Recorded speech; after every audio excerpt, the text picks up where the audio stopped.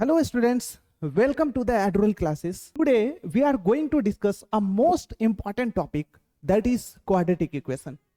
Quadratic equation आपके syllabus का एक बहुत ज्यादा इंपॉर्टेंट चैप्टर है, ठीक है। तो इस चैप्टर को करना आपके लिए काफी ज्यादा इंपॉर्टेंट भी है, इस बात को आप बहुत अच्छे तरीके से समझते हैं, ठीक है ना। लेकिन बात आती है कि जैसे आपके एग्जाम अभी काफी नजदीक आ गए हैं, तो उस कंडीशन में ऐसे चैप्टर्स के ऊपर आपके कितने कंट्रोल हैं वो सबसे ज्यादा मायने रखता है, क्योंकि आप एग्जाम में जाएंगे और ऐसे चैप्टर से आपको क्वेश्चंस किए जाएंगे और आप वहां पे यदि क्वेश्चंस को नहीं करते हैं तो आपके लिए शायद बहुत ज्यादा, मेरे ख्याल से क्या कह सकते हैं उसको, सैड वाली मूवमेंट होने वाली है, ठीक है ना। क्योंकि देखिए ऐसे चैप्टर्स आपके इतने ज्यादा आसान होते हैं, इतने ज्यादा आसान होते हैं जिसका कोई जवाब नहीं है। बशर्ते क्या होता है कि थोड़ी सी आपके कंसेप्ट क्लैरिटी नहीं होने के कारण ऐसे चैप्टर्स पे आपके बहुत अच्छे कंट्रोल नहीं बन पाते हैं। तो आज के इस वीडियो के अंदर हम लोग क्वाड्रेटिक इक्वेशन को बहुत अच्छे तरीके से एक एक कंसेप्ट को क्लियर करेंगे, इसलिए प्लीज इस वीडियोस को आप जो है लास्ट तक जरूर देखिएगा। और एक एक कंसेप्ट आपको यदि बहुत आसान तरीके से समझ आए, बहुत इजी वे में समझ आए, तो प्लीज इस वीडियोस को लाइक कर दीजिएगा और अपने दोस्तों के साथ शेयर भी कर दीजिएगा, ठीक है ना। तो चलिए बिना लेट किए हम लोग सबसे पहले आज के आपने पास जो इंपॉर्टेंट टॉपिक है क्वाड्रेटिक इक्वेशन, उसको समझना शुरू करते हैं। उसके बिल्कुल जीरो लेवल से हम लोग शुरुआत करेंगे, ठीक है ना। क्योंकि देखिए आपके एग्जाम अभी काफी नजदीक आ गए हैं, जैसे कि 10 तारीख से आपका पेपर होने वाला है मैथ का, और अभी से देखा जाए तो आपके पास इतना सफिशियंट टाइम है कि आप इस टाइम ड्यूरेशन के अंदर बहुत अच्छे तरीके से 1 to 1 जितने भी चैप्टर्स हैं आपके, उसको बहुत अच्छे तरीके से कंप्लीट कर सकते हैं। बशर्ते क्या है कि आपको वीडियो को थोड़ा सा पूरा अच्छे तरीके से देखना पड़ेगा। आपने यदि स्किप करके देखा ना तो फिर आपके कॉन्सेप्ट बहुत अच्छे तरीके से नहीं कंप्लीट हो पाएंगे। और देखिए सबसे बड़ी चीज क्या होती है ना, मैथ्स रट्टा मारने वाला सब्जेक्ट नहीं है, समझने वाला सब्जेक्ट है।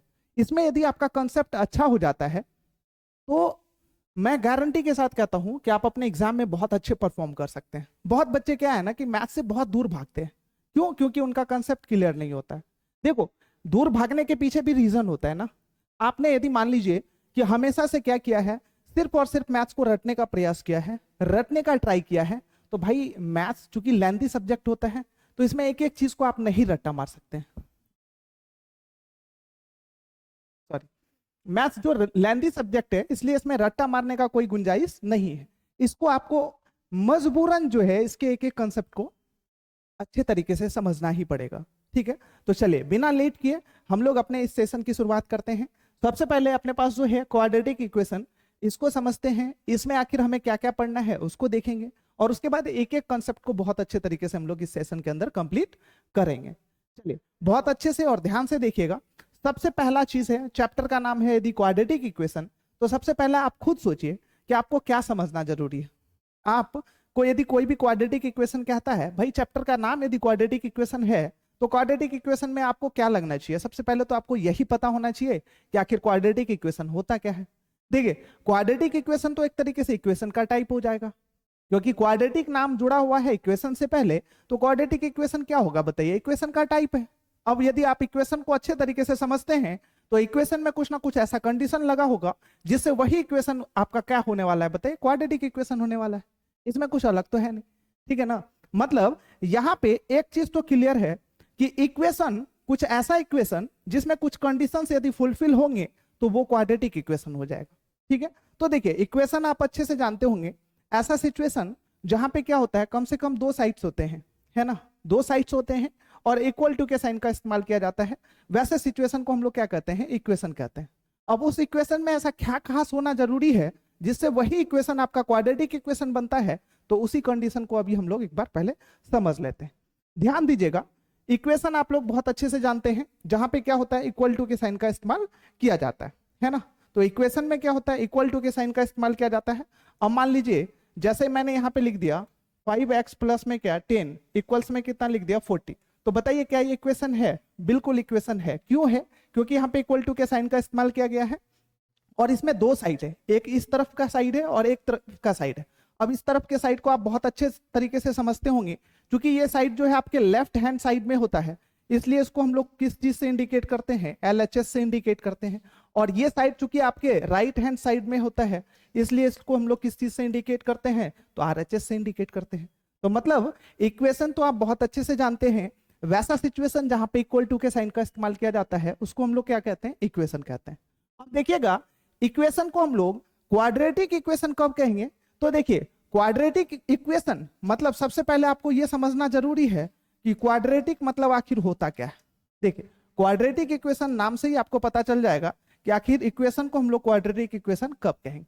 देखिए क्वाड्रेटिक का मतलब होता है डिग्री 2, क्वाड्रेटिक का मतलब क्या होता है, डिग्री 2, ठीक है ना। क्वाड्रेटिक का मतलब होता है डिग्री 2। अब डिग्री का मतलब क्या होता है, मैक्सिमम पावर। डिग्री का मतलब क्या होता है, मैक्सिमम पावर, है ना। तो भाई जब कभी भी किसी भी वेरिएबल का मैक्सिमम पावर 2 होगा तो हम उसको आराम से क्या पढ़ सकते हैं, क्वाड्रेटिक पढ़ सकते हैं। अब देखिए इक्वेशन तो आपने समझ ही लिया कि इक्वेशन कब कहेंगे, जब इक्वल टू के साइन का इस्तेमाल किया गया था। जब कभी भी इक्वल टू के साइन का इस्तेमाल किया जाता है तो उसको हम लोग क्या कहते हैं, इक्वेशन कहते हैं। जैसे अब मैं यहाँ पे एग्जाम्पल एक आपके सामने लिखता हूँ, जैसे मैंने लिख दिया 5x² प्लस में क्या 4x प्लस में क्या 16 और इक्वल्स में लिख दिया मैंने 0, तो बताइए क्या ये क्वाड्रेटिक इक्वेशन है। तो सबसे पहले आपको क्या देखना है, बताइए क्वाड्रेटिक इक्वेशन है कि नहीं है, इस बात को आप कैसे समझेंगे। तो सबसे पहले आपको इक्वेशन के अंदर देखना है कि ये इक्वेशन है या नहीं है। तो भाई ये तो इक्वेशन है क्योंकि यहाँ पे इक्वल टू के साइन का इस्तेमाल किया गया है। दूसरी चीज हमें क्या इसके अंदर चेक करना है, क्वाड्रेटिक इक्वेशन। तो क्वाड्रेटिक का मतलब क्या होता है कि इसका मैक्सिमम पावर जो वेरिएबल का है वो 2 यदि होगा तो क्वाड्रेटिक इक्वेशन होगा, अदरवाइज वो क्वाड्रेटिक इक्वेशन नहीं होगा। तो अपने पास जो इक्वेशन है उसके अंदर कौन से वेरिएबल का इस्तेमाल किया गया है, बताइए x वेरिएबल का इस्तेमाल किया गया है और x का जो मैक्सिमम पावर है वो कितना है, 2 है। इसलिए इस पूरे इक्वेशन के अंदर x का जो मैक्सिमम पावर है वो 2 है, इसलिए ये कौन सा इक्वेशन होगा, बताइए क्वाड्रेटिक इक्वेशन होगा। इस तरीके से हम आराम से क्वाड्रेटिक इक्वेशन को आइडेंटिफाई कर सकते हैं। नेक्स्ट, और मैं इसका आपको एक बार एग्जांपल दिखा देता हूं। जैसे मान लिया कि x² है, माइनस में क्या 6x प्लस में क्या 10 इक्वल्स में 0 लिख दिया, बताइए क्या ये क्वाड्रेटिक इक्वेशन है, तो बिल्कुल है। सबसे पहले तो इक्वेशन है, क्यों, क्योंकि यहाँ पे इक्वल टू के साइन का इस्तेमाल किया गया है। इसके अलावा जो इसके अंदर वेरिएबल का इस्तेमाल किया गया है उसका मैक्सिमम पावर कितना है, 2 है। पूरे इक्वेशन के अंदर वेरिएबल का मैक्सिमम पावर कितना है, 2 है, इसलिए ये कौन सा इक्वेशन होगा, तो भाई क्वाड्रेटिक इक्वेशन होगा। इसके अलावा और मैं जैसे आपको एग्जांपल दे दूं कि x² माइनस में क्या 4x इक्वल्स में 0 लिख दूं, तो बताइए क्या ये क्वाड्रेटिक इक्वेशन है, तो ये भी इक्वेशन क्वाड्रेटिक इक्वेशन होगा क्योंकि इसमें जो वेरिएबल इस्तेमाल किया गया है इसका मैक्सिमम पावर कितना है, 2 है, और ये इक्वेशन भी है, इसलिए ये क्वाड्रेटिक इक्वेशन है। इसके अलावा मैं आपको क्या दूं कि 6x² और माइनस में मान लीजिए 40 लिख दिया, ठीक है ना, इक्वल्स में 0 लिख दिया, तो बताइए क्या ये क्वाड्रेटिक इक्वेशन होगा। तो अभी तक के आंसर से आप बहुत अच्छे तरीके से समझ गए होंगे कि ये भी इक्वेशन कौन सा इक्वेशन होने वाला है, क्वाड्रेटिक इक्वेशन होने वाला है। क्यों, क्योंकि इसके अंदर जो वेरिएबल x इस्तेमाल किया गया है इसका मैक्सिमम पावर पूरे इक्वेशन के अंदर कितना है, 2 है, तो ये क्वाड्रेटिक इक्वेशन होगा। आई थिंक आपको यहां तक के कंसेप्ट बहुत अच्छे तरीके से क्लियर हो गया होगा और आप क्वाड्रेटिक इक्वेशन समझ गए होंगे कि कैसे इक्वेशन को हम लोग, मतलब इक्वेशन को कब क्वाड्रेटिक इक्वेशन कहा जाएगा। तो जब इक्वेशन में जो वेरिएबल इस्तेमाल किया जाएगा उसका मैक्सिमम पावर यदि 2 रहा, पूरे इक्वेशन के अंदर वेरिएबल का मैक्सिमम पावर 2 होगा तो क्वाड्रेटिक इक्वेशन होगा, अदरवाइज क्वाड्रेटिक इक्वेशन नहीं होगा। जैसे मैं एक एग्जांपल यहाँ पे लिखता हूं, चलिए चौथा नंबर एग्जांपल होने वाला है ये। अब मैंने यहाँ पे लिख दिया 6x³ प्लस में 6x² माइनस में 4x प्लस में 10 इक्वल्स में 0 लिख दिया, तो बताइए क्या ये क्वाड्रेटिक इक्वेशन है। तो आप अच्छे से चेक कर लीजिए, ये इक्वेशन है और इसके अंदर जो वेरिएबल है उसका मैक्सिमम पावर कितना है, बताइए मुझे, 3 है, तो ये क्वाड्रेटिक इक्वेशन होगा क्या, तो इस कंडीशन में ये क्वाड्रेटिक इक्वेशन नहीं होगा। ठीक है, तो आई थिंक कि आपका क्वाड्रेटिक इक्वेशन वाला जो कंसेप्ट है आप आराम से क्वाड्रेटिक इक्वेशन को आइडेंटिफाई करने के लिए समझ गए होंगे कि कौन से इक्वेशन को क्वाड्रेटिक इक्वेशन कहेंगे और किस इक्वेशन को क्वाड्रेटिक इक्वेशन हम लोग नहीं कहेंगे। अब बात आती है कि अपने पास कुछ सिचुएशन है, चलिए एक बार उस सिचुएशन को चेक करते हैं। एक बार जो अपने पास कुछ क्वेश्चंस हैं उसमें चेक करने के लिए कहा जाता है कि बताइए कि ये क्वाड्रेटिक इक्वेशन है कि नहीं है। तो वैसे क्वेश्चन को एक बार फटाक से चेक कर लेते हैं। देखिएगा ये क्वेश्चन आपको दिया जाता है, ठीक है ना, अपने पास 2 एग्जाम्पल है और दोनों एग्जाम्पल में क्या पूछा जा रहा है, आपसे पूछा जा रहा है कि check whether the following are quadratic equations. मतलब जो ये फॉलोइंग इक्वेशंस हैं ये क्वाड्रेटिक इक्वेशन है या फिर नहीं है। तो आप खुद सोचिए ना, क्वाड्रेटिक इक्वेशन कब होगा बताइए भाई। ये इसमें जो वेरिएबल यूज किए गए हैं उसका मैक्सिमम पावर 2 होगा तो क्वाड्रेटिक इक्वेशन होगा, अदरवाइज वो क्वाड्रेटिक इक्वेशन नहीं होगा। तो चलिए पहले इक्वेशन को हम लोग एक बार सॉल्व करके देख लेते हैं। यहाँ पे जैसे पहले का यदि मैं सॉल्यूशन लिखूं तो बताइए, पहले इक्वेशन में x प्लस 1 का कितना दिया हुआ है स्क्वायर, इक्वल्स में 2 इंटू में क्या दिया हुआ है x माइनस 3, है ना। अब x प्लस 1 का स्क्वायर करेंगे तो a स्क्वायर, ठीक है, प्लस 2 इंटू ए इंटू में क्या हो जाएगा b, प्लस में क्या b का स्क्वायर, और इक्वल्स में बात करें तो 2 को क्या मल्टीप्लाई करना पड़ेगा, x से 2 को माइनस 3 से करेंगे तो यहाँ पे 2x और माइनस में कितना हो जाएगा अपने पास 6 हो जाएगा। अब इसका स्क्वायर किया तो x स्क्वायर, प्लस में कितना हो गया 2x, प्लस में कितना 1, इक्वल्स में कितना 2x माइनस में कितना 6। अब इसके अलावा x स्क्वायर प्लस में कितना 2x, प्लस में 1, माइनस में 2x और प्लस में क्या हो जाएगा 6, इक्वल्स में कितना लिख लेंगे हम लोग 0। अब देखिएगा माइनस में 2x और प्लस में 2x ये दोनों तो कैंसिल हो जाएगा। अब अपने पास बाकी क्या रह गया है, तो भाई बाकी जो रह गया उसको आप यहाँ पे लिख लीजिए पहले, x स्क्वायर और प्लस में कितना हो गया है 1 और प्लस में 6 है तो प्लस 1 और प्लस 6 कितना हो जाएगा प्लस में 7, इक्वल्स में कितना 0। आप खुद बताइए मुझे कि ये क्वाड्रेटिक इक्वेशन होगा या फिर नहीं होगा। तो इसमें कंडीशन क्या है, वेरिएबल का मैक्सिमम पावर यदि इक्वेशन के अंदर 2 होगा तो क्वाड्रेटिक इक्वेशन होगा।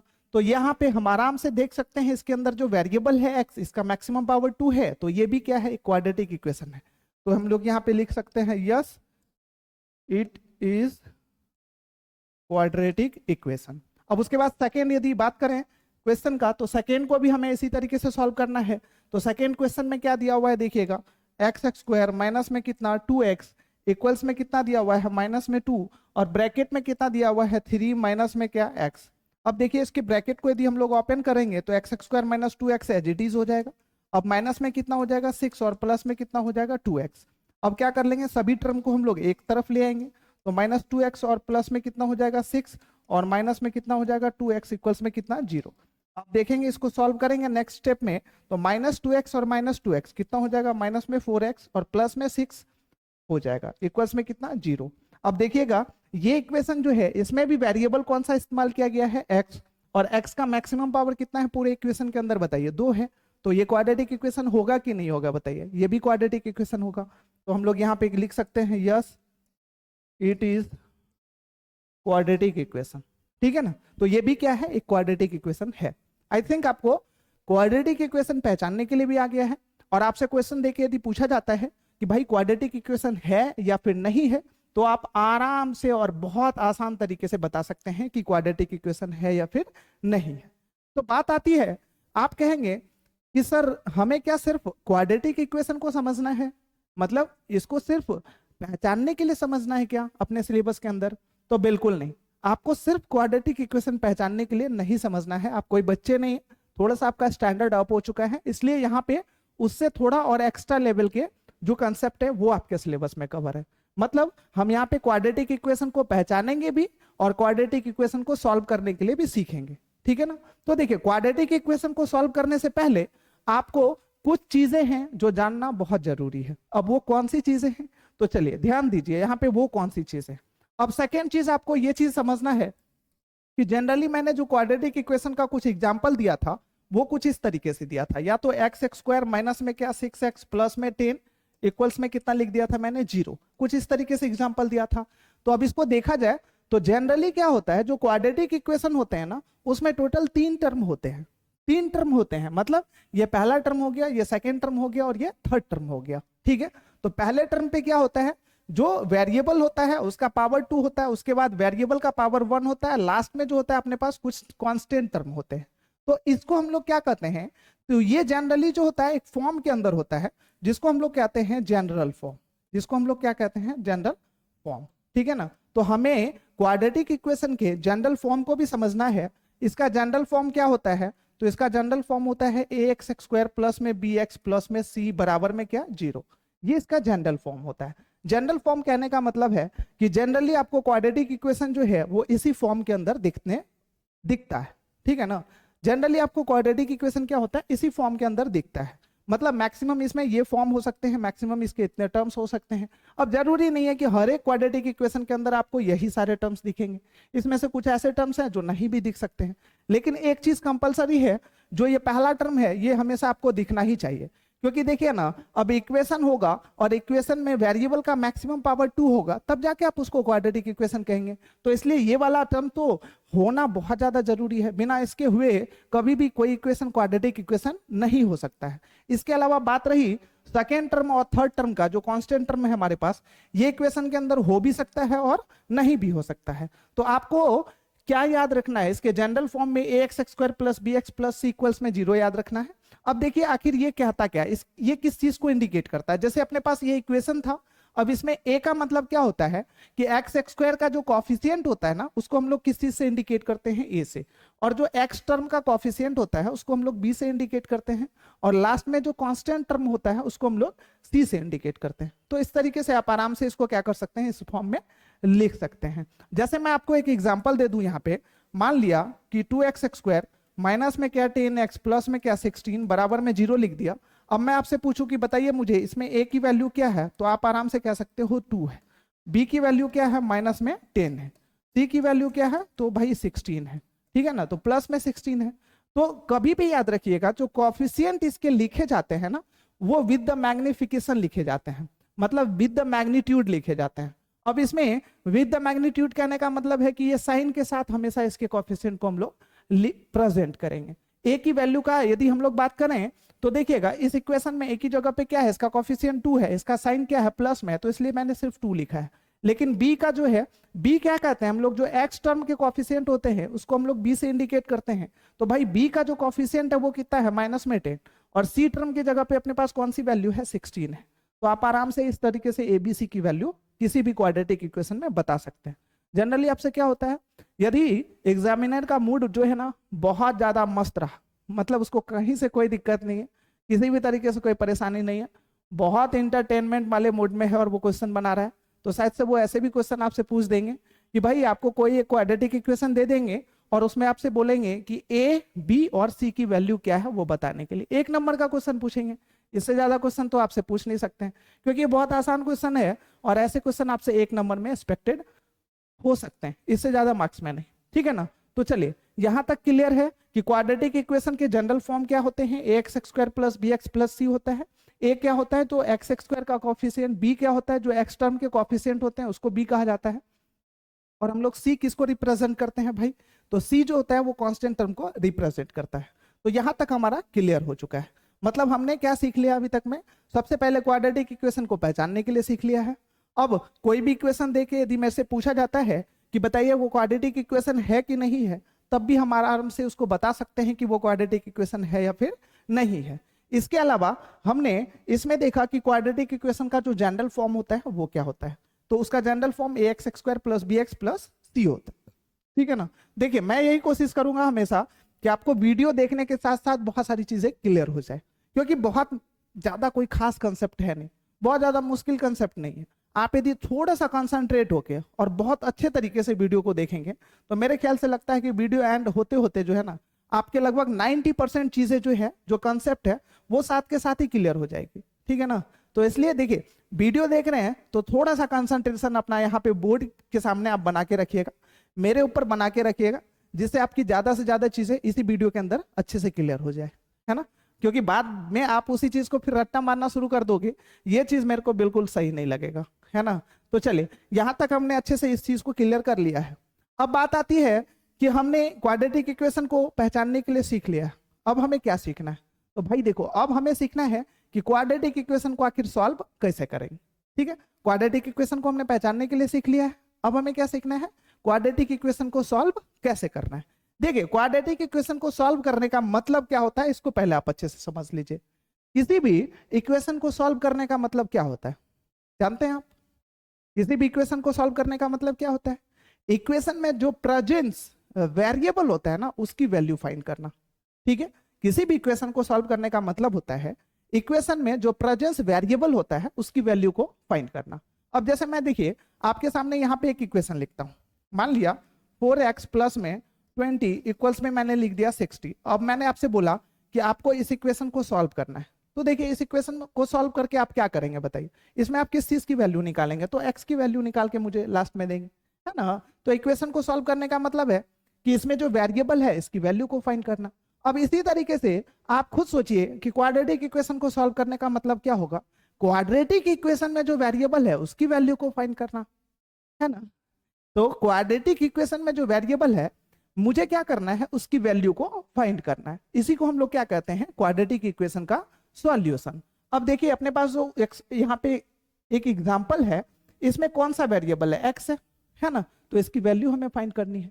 हाँ, एक चीज और आप अच्छे से समझ लीजिए, जैसे ये इक्वेशन है तो ये इक्वेशन में जो है एक्स का मैक्सिमम पावर कितना है, सिर्फ एक है ना। तो इस तरीके से इसमें x का अपने पास टोटल कितने वैल्यूज आएंगे बताइए। जैसे मैं इसको यदि सॉल्व करूंगा तो 4x इक्वल्स में कितना हो जाएगा, 60 माइनस में क्या 20, है ना। अब यहाँ पे क्या लिख सकते हैं, 4x इक्वल्स में 40 लिख सकते हैं, और x का वैल्यू देखा जाए तो कितना हो जाएगा अपने पास 10 हो जाएगा, ठीक है। तो इस इक्वेशन से अपने पास x का जो है ना टोटल कितने वैल्यूज आए बताओ, सिर्फ एक वैल्यू आया है। क्यों, क्योंकि इसमें x का मैक्सिमम पावर कितना था, एक था। मतलब इस बात से यह भी प्रूफ हो रहा है कि किसी भी इक्वेशन में वेरिएबल का जितना मैक्सिमम पावर होता है उतने ही उसके सॉल्यूशन आते हैं। जैसे कि इस इक्वेशन में हमने देखा कि वेरिएबल का मैक्सिमम पावर एक था, तो इसके कितने सॉल्यूशन आए, सिर्फ एक सॉल्यूशन आए। अब इसी तरीके से क्वाड्रेटिक इक्वेशन के सॉल्यूशन की यदि मैं बात करूं तो आप खुद मुझे बताइए कि क्वाड्रेटिक इक्वेशन में जो वेरिएबल का मैक्सिमम पावर होता है वो कितना होता है, 2 होता है। क्वाड्रेटिक इक्वेशन में वेरिएबल का मैक्सिमम पावर कितना होता है, 2। तो अब इसमें टोटल कितने सॉल्यूशन आएंगे, इसके 2 आएंगे ना। जैसे एक यदि उसका मैक्सिमम पावर होता है तो एक सॉल्यूशन आता है। अब यहाँ पे यदि 2 इसके पावर है तो कितने सॉल्यूशन आएंगे भाई, 2 सॉल्यूशन आएंगे, है ना। तो चलिए इतना तो हमारा क्लियर हो चुका है कि क्वाड्रेटिक इक्वेशन में x के टोटल हमें कितने वैल्यूज को फाइंड करने हैं, 2 वैल्यू को फाइंड करने हैं। तो चलिए अब इसको देखते हैं कि आखिर सॉल्व करने के अपने पास कौन कौन से मेथड है। ध्यान दीजिएगा कि क्वाड्रेटिक इक्वेशन को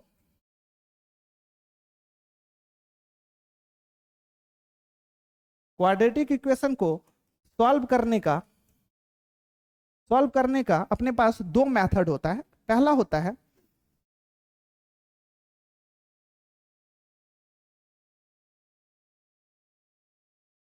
फैक्टराइजेशन मेथड। पहला मेथड जो होता है वो कौन सा होता है, फैक्टराइजेशन मेथड। और इसका दूसरा मेथड जो होता है वो दूसरा मेथड होता है क्वाड्रेटिक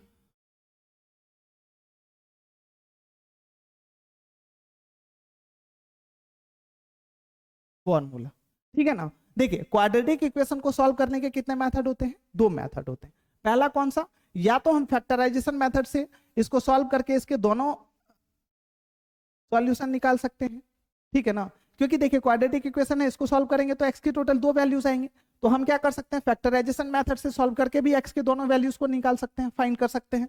इसके अलावा चाहे तो इसके लिए एक फॉर्मूला होता है जो डायरेक्ट हम क्या कर सकते हैं, फॉर्मूला लगा के इसके दोनों वैल्यूज को आराम से फाइंड कर सकते हैं। तो सबसे पहले हमें कौन सा मेथड समझना है, सबसे पहले हमें समझना है फैक्टराइजेशन मेथड। ये मेथड काफी ज्यादा इंपॉर्टेंट है, अच्छे से ध्यान से देखिएगा, बहुत इजी है, आराम से समझ में आ जाएगा, कहीं से कोई दिक्कत आपको नहीं हो सकता है, बहुत आसान मेथड है, ठीक है ना। तो इसलिए थोड़ा सा कंसंट्रेट होकर देखिएगा। सबसे पहले हम लोग देखेंगे कि आखिर फैक्टराइजेशन मेथड से किसी भी क्वाड्रेटिक इक्वेशन को आखिर किस तरीके से सॉल्व किया जाता है। चलिए एक एग्जांपल लेके सबसे पहले समझते हैं फैक्टराइजेशन मेथड से क्वाड्रेटिक इक्वेशन को कैसे सॉल्व किया जाता है। जैसे मैंने एक एग्जाम्पल ले लिया x² माइनस में 7x, ठीक है ना, x² माइनस में 7x और यहाँ पे ले लिया माइनस में 15 इक्वल्स में कितना 0। इस तरीके से मैंने ले लिया यहाँ पे एक इक्वेशन अपने पास x² माइनस 7x प्लस में 15 इक्वल्स में कितना 0। अब ये क्वाड्रेटिक इक्वेशन है और हमें इसको क्या करना है, सॉल्व करना है। सॉल्व करने का मतलब है कि इसमें हमें क्या करना है, वेरिएबल जो x है उसकी वैल्यूज को फाइंड करना है। और कितने वैल्यूज को फाइंड करना है, 2 वैल्यू को फाइंड करना है। कौन से मेथड से, तो फैक्टराइजेशन मेथड से। ध्यान दीजिएगा फैक्टराइजेशन मेथड में हम लोग किस तरीके से सॉल्व करते हैं। देखिए फैक्टराइजेशन मेथड में सॉल्व करने के लिए सबसे पहले आपको इक्वेशन को हमेशा इसी फॉर्मेट में लिखना है। इक्वेशन को हमेशा क्या करना है, इसके जनरल फॉर्म में ही लिखना है, जनरल फॉर्म में लिख के, ताकि क्या होगा कि हमेशा आपके पास मिड में जो टर्म आएगा वो यही टर्म आएगा। एक्स वाले टर्म हमेशा कहाँ आएंगे, मिड में आएंगे। कहने का मतलब है जरूरी नहीं है हमेशा आपको इक्वेशन इसी फॉर्म में दिया हुआ रहे। जैसे आपको इक्वेशन इस तरीके से भी यही सेम इक्वेशन को दे सकता है, x² प्लस में क्या 15 और माइनस में दे दिया माइनस 7x इक्वल्स में कितना 0। तो आप बताइए क्या अपने जनरल फॉर्म में है? अभी नहीं है। कैसे नहीं है? क्योंकि एक्स एक्स स्क्वायर के बाद जो है ना एक्स वाले जो वेरिएबल है वो वाला टर्म होना चाहिए और उसके बाद लास्ट में कांस्टेंट होना चाहिए। लेकिन यहाँ पे क्या है, सेकेंड टर्म जो है अपने पास वो कांस्टेंट है और लास्ट में क्या है, वेरिएबल वाले टर्म है। तो इसलिए सबसे पहले इसको हमें क्या करना पड़ेगा, अरेंज करना पड़ेगा। अरेंज करेंगे तो एक्स एक्स स्क्वायर माइनस में 7x और प्लस में 15 इक्वल्स में हम कितना लिख सकते हैं, आराम से 0 लिख सकते हैं। तो इस तरीके से तो हमने लिख दिया यहाँ पे, है ना, x x square minus 7x plus 15 equals में 0। तो हमेशा क्या करना है, हमें इसी फॉर्मेट में और इसी स्टाइल में इक्वेशन को सबसे पहले लिख लेना है, ठीक है ना, फैक्टराइजेशन मेथड से सॉल्व करने के लिए। अब दूसरा स्टेप हमारा क्या होने वाला है, ध्यान दीजिएगा। दूसरा स्टेप आपको क्या करना है, जो आपके पास मिड में टर्म है, मिड में टर्म है, मिड में कितना टर्म है बताइए, 7 है। मिड में कितना टर्म है, 7 है। तो 7 को 2 पार्ट में डिवाइड करना है, 7 को 2 पार्ट में डिवाइड करना है। और देखिए कंडीशन है कुछ डिवाइड करने का। डिवाइड करने के लिए क्या है, हम 6 और 1 भी ले सकते हैं, 3 और 4 भी लिख सकते हैं, 5 और 2 भी लिख सकते हैं, उसके अलावा 3 और 4 भी लिख सकते हैं। मतलब अपने पास इसका कॉम्बिनेशन तो बहुत सारा बन रहा है, लेकिन कंडीशन है इसको 2 पार्ट में लिखने का। अब वो क्या कंडीशन है, तो भाई मिड के टर्म को 2 पार्ट में डिवाइड करके लिखना है और इस तरीके से डिवाइड करके लिखना है कि दोनों का सम, ठीक है ना। अब ये मैं सम क्यों कह रहा हूं, इसलिए सम कह रहा हूं कि लास्ट में आप हमेशा ध्यान से देख लीजिएगा, लास्ट वाले टर्म से पहले यदि प्लस का साइन होगा तो आपको सम करके मिड वाले टर्म के बराबर लाना है और मल्टीप्लाई करके क्या करना है, सी टर्म के बराबर लाना है। सी टर्म बोले तो क्या, कांस्टेंट टर्म के बराबर लाना है। ध्यान दीजिएगा, इक्वेशन के अंदर लास्ट में आपको सबसे पहले क्या करना है, चिन्ह को देखना है, साइन को देखना है। यहाँ पे साइन कौन सा है, प्लस का है। इसका मतलब है मिड के टर्म को हम 2 इस तरीके से भाग में डिवाइड करेंगे, 2 पार्ट में डिवाइड करेंगे, जिन दोनों पार्ट का जो है ना सम, जिन दोनों पार्ट का क्या सम, क्योंकि लास्ट में प्लस का साइन का इस्तेमाल किया गया है इसलिए हम लोग सम करके 7 के बराबर लाएंगे और उन्हीं दोनों पार्ट्स को मल्टीप्लाई करके या उन दोनों पार्ट्स का प्रोडक्ट जो है ना वो कितने के बराबर होना चाहिए, 15 के बराबर होना चाहिए। तो देखिए अब ये 2 पार्ट्स में इसको डिवाइड करने के लिए आपको अलग से कहीं से कोई दिमाग लगाने की जरूरत नहीं। अब इसके लिए आपको करना क्या है, इसके लिए करना यह है कि लास्ट में जो आपके पास कांस्टेंट टर्म होंगे इसका आप सिंपली एलसीएम ले लीजिए। देखिए लास्ट में कांस्टेंट टर्म का यदि आप एलसीएम लेंगे तो यहां पे क्या हो जाएगा, 3 5 जा 15, सॉरी यहां पे लास्ट में मुझे चेंज करना पड़ेगा, यहां पे 15 नहीं, यहां पे जो है ना अपने पास वो होगा 15 के बदले जो है ना 10 लिखना पड़ेगा। सॉरी ये कोई दिक्कत नहीं है, इससे बाकी सारा कंसेप्ट सेम है। देखिए 15 के बदले हमने क्या कर लिया, 10 लिख दिया, ठीक है ना। 15 के बदले हमने क्या कर लिया, 10 लिख दिया। अब बताइए 15 के बदले यदि मैंने 10 लिया है तो बताइए कांस्टेंट टर्म का हमें क्या करना पड़ेगा, एलसीएम तो 10 का लेना पड़ेगा। तो अब हमने क्या कर लिया, यहाँ पे 10 का एलसीएम ले लिया, तो 2 से क्या हो जाएगा, 2 5 जा 10। अब इस तरीके से देखिए मतलब मिड के टर्म को हमें क्या करना था, 2 पार्ट्स में डिवाइड करना था जिसका सम 7 के बराबर हो जाए और उन्हीं दोनों पार्ट्स का प्रोडक्ट जो है या मल्टीप्लीकेशन जो है वो कितने के बराबर आना चाहिए, सी टर्म के बराबर, और सी टर्म की जगह पर कितना है, 10 है। तो देखिए 2 और 5 को ऐड करेंगे तो 7 के बराबर भी आ जाएगा और 2 और 5 को मल्टीप्लाई करेंगे तो 10 के बराबर आ जाएगा। मतलब अब हमने एक चीज तो देख लिया, 7 को हम लोग किस 2 पार्ट में डिवाइड कर रहे हैं, 2 और 5 के पार्ट्स में जो है इसको अलग अलग कर रहे हैं, ठीक है ना। तो ये 2 पार्ट्स हमने इसके फाइनल कर लिया है, यही दोनों पार्ट्स हमारे लिए इस क्वेश्चन को करने के लिए सुटेबल है। अब इसको लिखना कैसे है, 2 पार्ट्स हमने इसको डिसाइड कर लिया। अब उसके बाद देखिए हमें यहाँ पे कैसे लिखना है, तो भाई एक्स एक्स स्क्वायर को सेम टू सेम लिखेंगे और 7x को जिन 2 पार्ट्स में हमने डिवाइड कर लिया है, मतलब 7x हमें क्या करना है, ऐड करके लाना है और प्लस में क्या लाना है, तो माइनस में 7x लाना है। तो -5 और माइनस में क्या लिखना पड़ेगा, 2x, और प्लस में लास्ट में क्या लिखेंगे, 10 इक्वल्स में कितना लिखेंगे, 0। क्योंकि 7x सिर्फ नहीं लाना था, माइनस में 7x लाना था। तो इसके लिए सबसे पहले हमने देखा कि 7 लाने के लिए आखिर हमें क्या करना पड़ेगा, तो 5 और 2 दोनों पार्ट्स में डिवाइड कर लिया जिससे हमारा मल्टीप्लीकेशन 10 के बराबर भी हो गया। अब मुझे मिड टर्म के बीच में जो है, मिड टर्म की जगह पर जो है माइनस में 7x लाना है, तो इसके लिए क्या करना पड़ेगा, माइनस में 5x और माइनस में 2x और प्लस में 10 इक्वल्स में 0 हम आराम से लिख सकते हैं। अब देखिएगा स्टार्टिंग के दोनों टर्म में हम कॉमन ले तो स्टार्टिंग के दोनों टर्म में कॉमन क्या मिल रहा है, x मिल रहा है। इसके अलावा x और माइनस में क्या हो चुका है, 5। अब इस दोनों लास्ट के दोनों टर्म में कॉमन क्या मिल रहा है, 2 मिल रहा है माइनस में, तो x माइनस में कितना हो गया, 5 इक्वल्स में कितना हो गया, 0। अब देखिएगा x-5 यहाँ पर है, x-5 यहाँ पर है, तो x-5 अगेन हम लोग कॉमन ले सकते हैं। तो जो भी बाकी होता है उसको हम लोग कहाँ पे लिखते हैं, दूसरी ब्रैकेट के अंदर। तो एक ये x बाकी रह गया और माइनस में क्या 2 बाकी रह गया, इक्वल्स में क्या 0। यहाँ तक का काम तो आप आराम से कर सकते हैं, यहाँ तक करने में आपको कहीं से कोई दिक्कत नहीं होना चाहिए, बहुत आसान है। फैक्टराइजेशन मेथड है। हो सकता है कि एक बार में आपको अच्छे से चीजें क्लियर नहीं हो, बशर्ते यदि आप अच्छे से और ध्यान से देखेंगे, जो मैं कह रहा हूं उस हिसाब से करेंगे ना, तो आपका बहुत अच्छे तरीके से क्लियर हो जाएगा, उसमें कहीं से कोई डाउट नहीं है। चलिए यहां तक क्लियर कर लेंगे। अब चूंकि हमें क्या करना है, एक्स के दो वैल्यूज को फाइंड करने हैं, तो सबसे पहले हम लोग यहाँ पे लिखेंगे केस 1। अब केस 1 क्यों लिखा, देखिए इन दोनों के बीच में यहाँ पे किस चीज का साइन है, मल्टीप्लाई का साइन है। तो एक बार हम लोग क्या करेंगे, इसको उस तरफ यदि करेंगे तो x-2 बराबर में हमारे पास कितना हो जाएगा 0। एक बार यदि मल्टीप्लाई को उस तरफ भेजेंगे तो वो डिवाइड में चला जाएगा तो 0 हो जाएगा। तो x-2 बराबर 0 हम आराम से लिख सकते हैं। तो x बराबर में कितना आंसर अपने पास आ जाएगा 2, मतलब x का पहला वैल्यू जो है अपने पास वो कितना आ जाएगा 2। अब इसके अलावा इसको मैंने क्या कर दिया था, इसी तरह साइड रखा था और इसको हमने उस तरफ भेजा था। तो अब हमारे पास जो केस 2 है, दूसरे केस में हम लोग क्या करेंगे, x-5 को हमने उस तरफ भेजा था, तो अब हम लोग क्या करेंगे, x-2 को उस तरफ भेजेंगे। तो अपने पास क्या हो जाएगा, x-5 बराबर में कितना 0। तो x का वैल्यू जो है अपने पास यहाँ पे कितना निकल के आ जाएगा 5। तो इस तरीके से देखा जाए तो x के टोटल अपने पास दो वैल्यूज फाइंड हो जाएंगे, आराम से निकल जाएंगे। यही दोनों वैल्यू को हम लोग क्या कहेंगे, क्वाड्रेटिक इक्वेशन का सॉल्यूशन। और सॉल्यूशन बोले तो क्या, सॉल्व करने का मतलब होता है यही दोनों वैल्यू आपको फाइंड करना होता है क्वाड्रेटिक इक्वेशन से। कौन से मेथड से, फैक्टराइजेशन मेथड से। बहुत आसान मेथड है, थोड़ा सा आपको अच्छे से देखने की जरूरत होगी, बशर्ते आपने ऑलरेडी भी पढ़ा होगा। तो मेरे ख्याल से ये वाला जो मैंने स्टेप आपको बताया है, आप इसी तरीके से कीजिएगा, आपके सारे कॉन्सेप्ट बहुत अच्छे तरीके से क्लियर हो जाएंगे और कोई ऐसा क्वेश्चन नहीं होगा जो आपसे नहीं बनने वाला होगा, ठीक है ना। वैसे प्रैक्टिस करने के लिए तो अभी हम लोग और भी क्वेश्चन देखेंगे, ये हमारा कोई लास्ट क्वेश्चन नहीं है, ठीक है। चलिए ये वाला क्लियर है। तो इस तरीके से हमने क्या कर लिया, एक्स के टोटल दो वैल्यूज को फाइंड कर लिया। अब अपने पास कुछ क्वेश्चंस हैं, उसको देख लेते हैं। देखिए इस क्वेश्चन के अंदर x² के पीछे यहाँ पे कोई भी कोएफिशिएंट नहीं है। जैसे मैं एक और एग्जांपल यहाँ पे अभी लिखता हूं, ये एग्जांपल जैसे मैं लिखता हूं 2x² माइनस में 2x² माइनस में 2x, ठीक है ना, और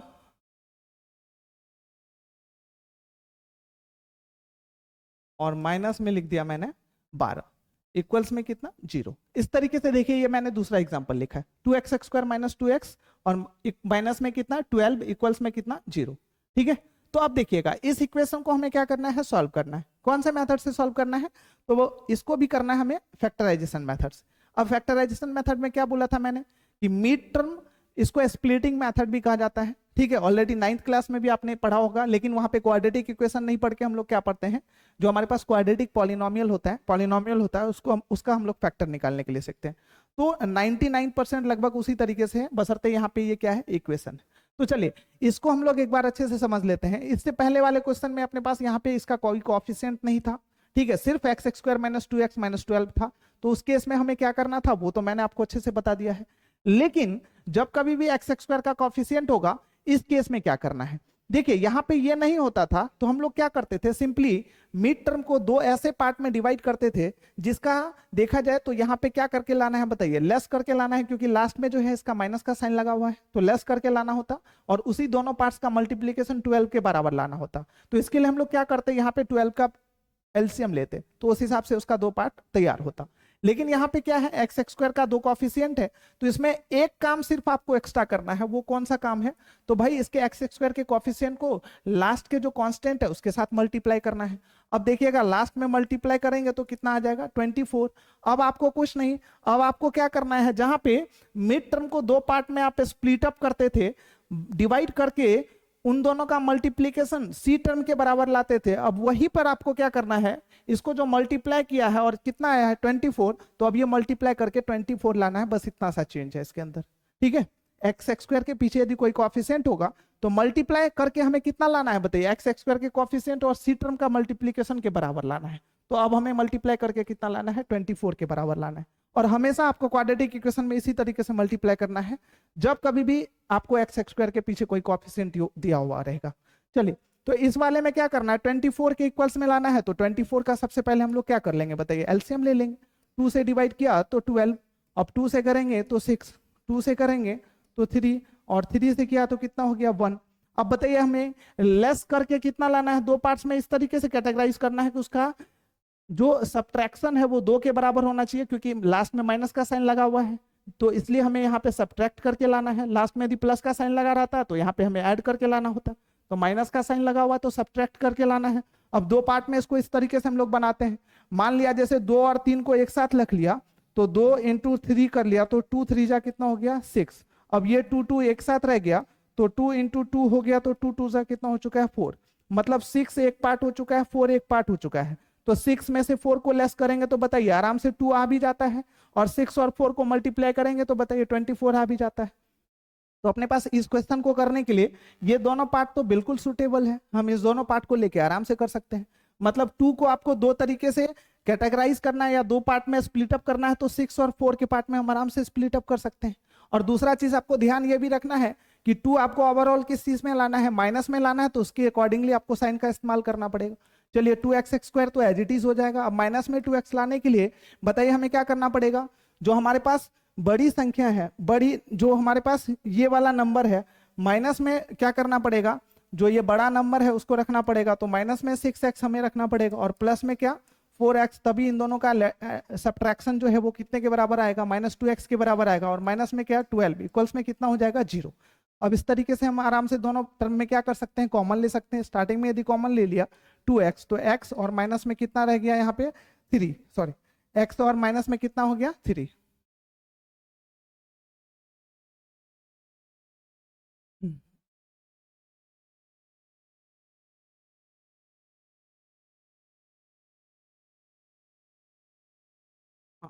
एक्स और माइनस में अपने पास कितना हो चुका है, यहाँ पे 3 आ चुका है।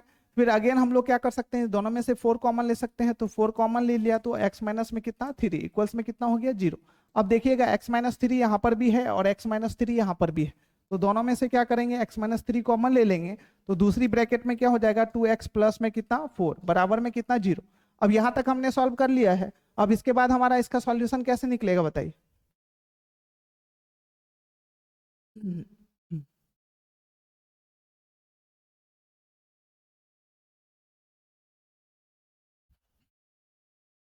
हाँ, तो 2x plus 4, x minus 3 into 2x plus 4 equals में 0 लिख दिया है, यहां तक सॉल्व कर लिया है। तो अब इसका सॉल्यूशन,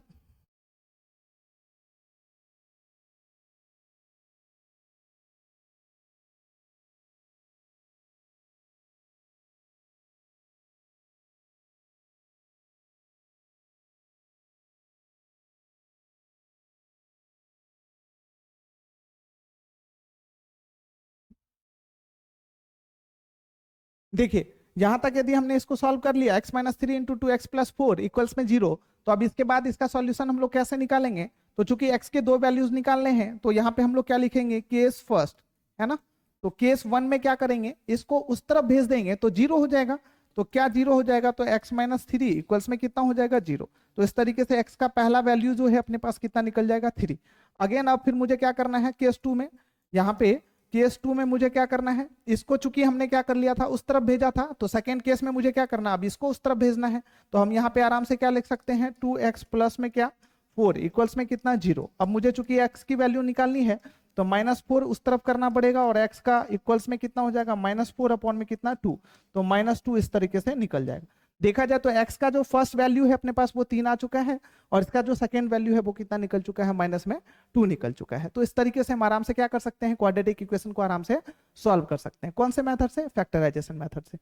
अपने पास देखिए कुछ क्वेश्चन है, इसको फटाक से एक बार हम लोग कंप्लीट अभी कर लेते हैं। क्वेश्चन क्या, find the roots of the following quadratic equation by factorisation. देखिए फैक्टराइजेशन मेथड से आपको क्या करना है, इस क्वाड्रेटिक इक्वेशन के रूट्स को फाइंड करना है। तो भाई ऑलरेडी हमने इसके ऊपर डिस्कस कर लिया है। अपने जो फैक्टराइजेशन मेथड है उस मेथड को यूज करके हम लोग किस तरीके से क्वाड्रेटिक इक्वेशन के रूट्स को फाइंड करते हैं, वो आप बहुत अच्छे तरीके से समझते हैं। चलिए पहला क्वेश्चन करना शुरू करते हैं, ठीक है ना। तो देखिए पहला क्वेश्चन का सॉल्यूशन कैसे हम लोग करेंगे, यहाँ पे लिखेंगे सॉल्यूशन, ठीक है ना। पहला अपने पास क्या है इक्वेशन, सबसे पहले मैं लिख लेता हूं एक्स एक्स स्क्वायर माइनस में क्या 3x और माइनस में क्या 10 इक्वल्स में कितना 0।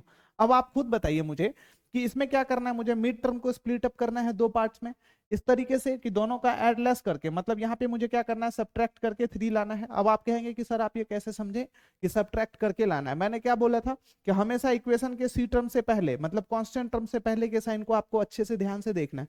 वहां पे यदि प्लस का साइन होगा तो इसका मतलब है कि मिड के टर्म को जो आप स्प्लिट अप करोगे दो पार्ट में, उन दोनों का समेशन उतने के बराबर होना चाहिए, ठीक है ना, मिड टर्म के बराबर। और लास्ट में यदि कांस्टेंट टर्म से पहले माइनस का साइन होगा तो दोनों पार्ट को हमें सब्ट्रैक्ट करके मिड टर्म के बराबर लाना है। तो यहाँ पे किस चीज का साइन है, माइनस का साइन है, इसका मतलब है कि दोनों पार्ट को हमें क्या करना है सब्ट्रैक्ट करके मिड टर्म के बराबर लाना है। अब वो दो कॉम्बिनेशन कौन से होंगे, तो भाई मिड टर्म को हमें 3 को इस तरीके से दो पार्ट में डिवाइड करना है। अब देखिए जैसे इसको डिवाइड करने के लिए, कॉम्बिनेशन तैयार करने के लिए हम लोग क्या करेंगे 10 का एलसीएम ले लेंगे। 10 का एलसीएम लिया तो 2 5 10 और यहाँ पे 5 1 5, ठीक है ना। तो 2 और 5 हो चुका है। एक बात बताइए 2 और इंटू 5 करेंगे तो इक्वल्स में 10 तो आएगा ही आएगा।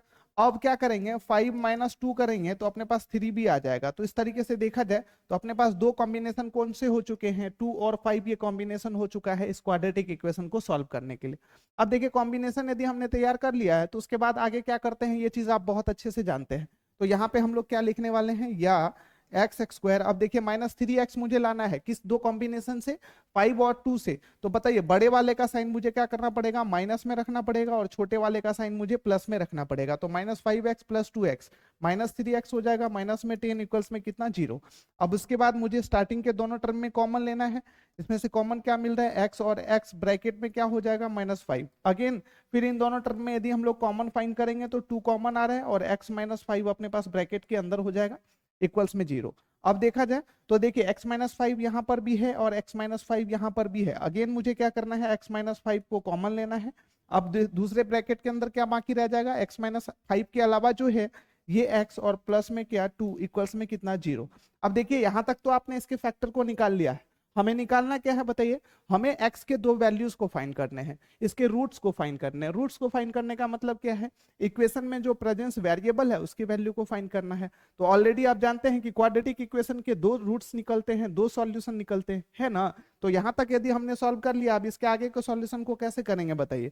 एक बार इसको क्या करेंगे उस तरफ भेजेंगे तो x + 2 इक्वल्स में 0 हो जाएगा, तो x की वैल्यूज निकल जाएगी। और अगेन फिर क्या करेंगे x + 2 को RHS में भेजेंगे तो x -5 इक्वल्स में 0 होगा, तो x की वैल्यू निकल जाएगी। बारी बारी से हमें क्या करना है, x के दोनों मान को इसी तरीके से निकाल लेना है ना। तो चलिए यहां पे ही कर लेते हैं, ठीक है ना, साइड में ही कर लेते हैं, ज्यादा अच्छा रहेगा।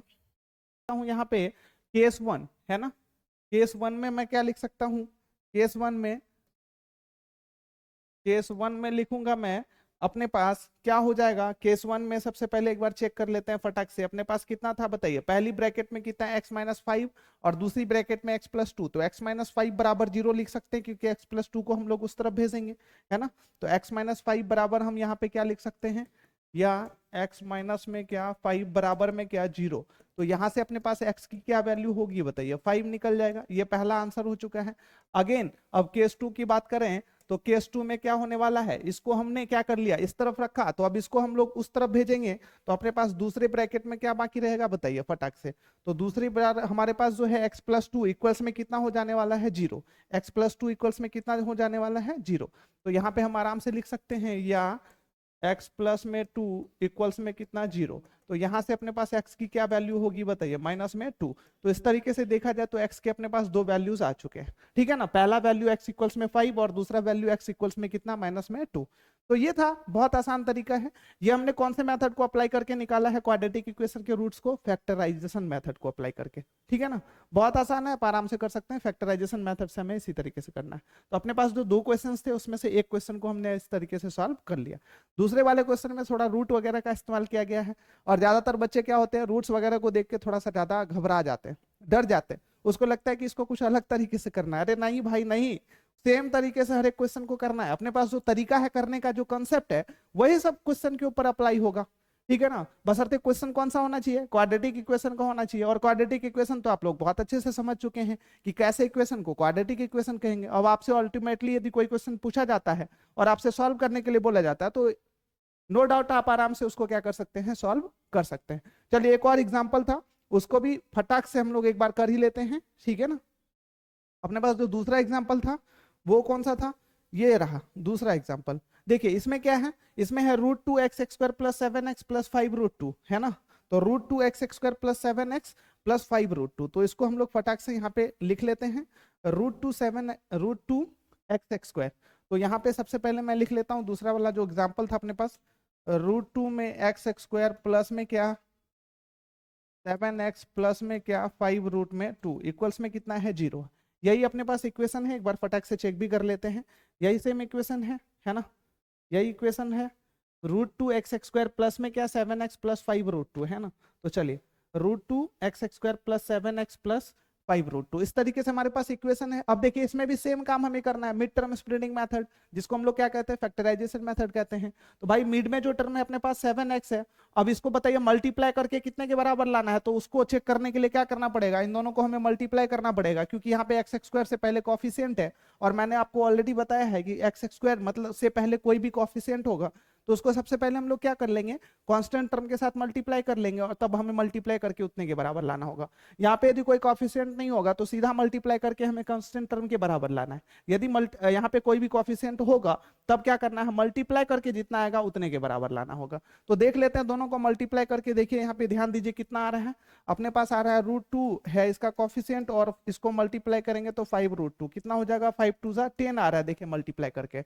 अब देखिए इसका कॉम्बिनेशन तैयार करने के लिए हमेशा जरूरी नहीं है कि आप एलसीएम लेते रहें, आपका माइंड भी उतना चलना चाहिए। आपके माइंड में यदि सिंपल सा कोई क्वेश्चन पूछा गया है जिसका डायरेक्ट उसका कॉम्बिनेशन बन रहा है, आपको पता है, तो आप डायरेक्ट यहाँ पे लिख सकते हैं, क्योंकि हमारा कैलकुलेशन का ये सब पार्ट नहीं है, हम जितना इधर में सॉल्व कर रहे हैं बस उतना ही हमें करके दिखाना है, समझ आया ना। तो चलिए यहाँ पे आप बहुत आसान तरीके से समझ सकते हैं, हमें 7x लाना है और मल्टीप्लाई करके यदि 10 लाना है, तो आप खुद सोचिए कि कितना कितना का पेयर हम लोग बना सकते हैं 7x से।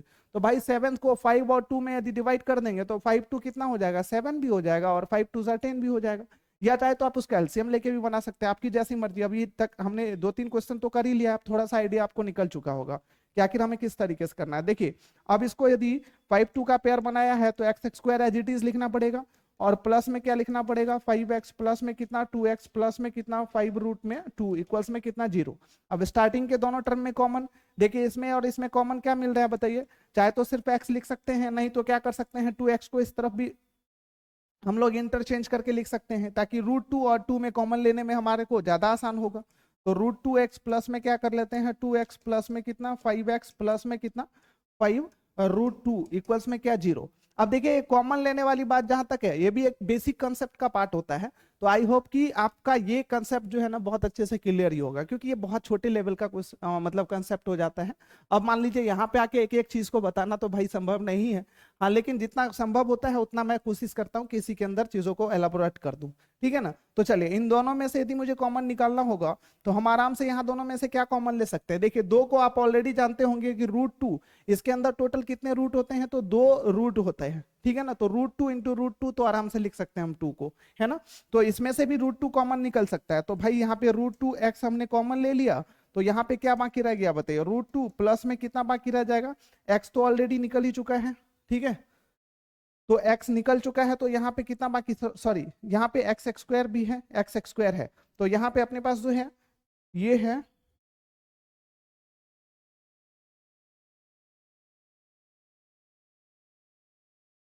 देखिए √2x यदि हमने कॉमन ले लिया, यहाँ पे स्क्वायर है अपने पास, तो यहाँ पे x बाकी रह गया है, ठीक है, और प्लस में यहाँ पे एक रूट में 2 बाकी रह गया। फिर देखा जाए तो इन दोनों टर्म में से यदि कॉमन लेंगे तो 5 कॉमन लेंगे, तो अब ब्रैकेट में क्या बाकी रह जाएगा, x प्लस में कितना बताइए √2 इक्वल्स में कितना 0, ठीक है ना। अब देखिए दोनों तरफ में क्या है, x प्लस √2 है, तो अगेन क्या कर लेंगे, x प्लस √2 को कॉमन ले लेंगे, तो दूसरी ब्रैकेट में कितना हो जाएगा, √2x प्लस में कितना 5, √2x प्लस में कितना हो जाएगा अपने पास 5 इक्वल्स में कितना 0। तो इस तरीके से यहां तक तो आराम से आप सॉल्व कर सकते हैं।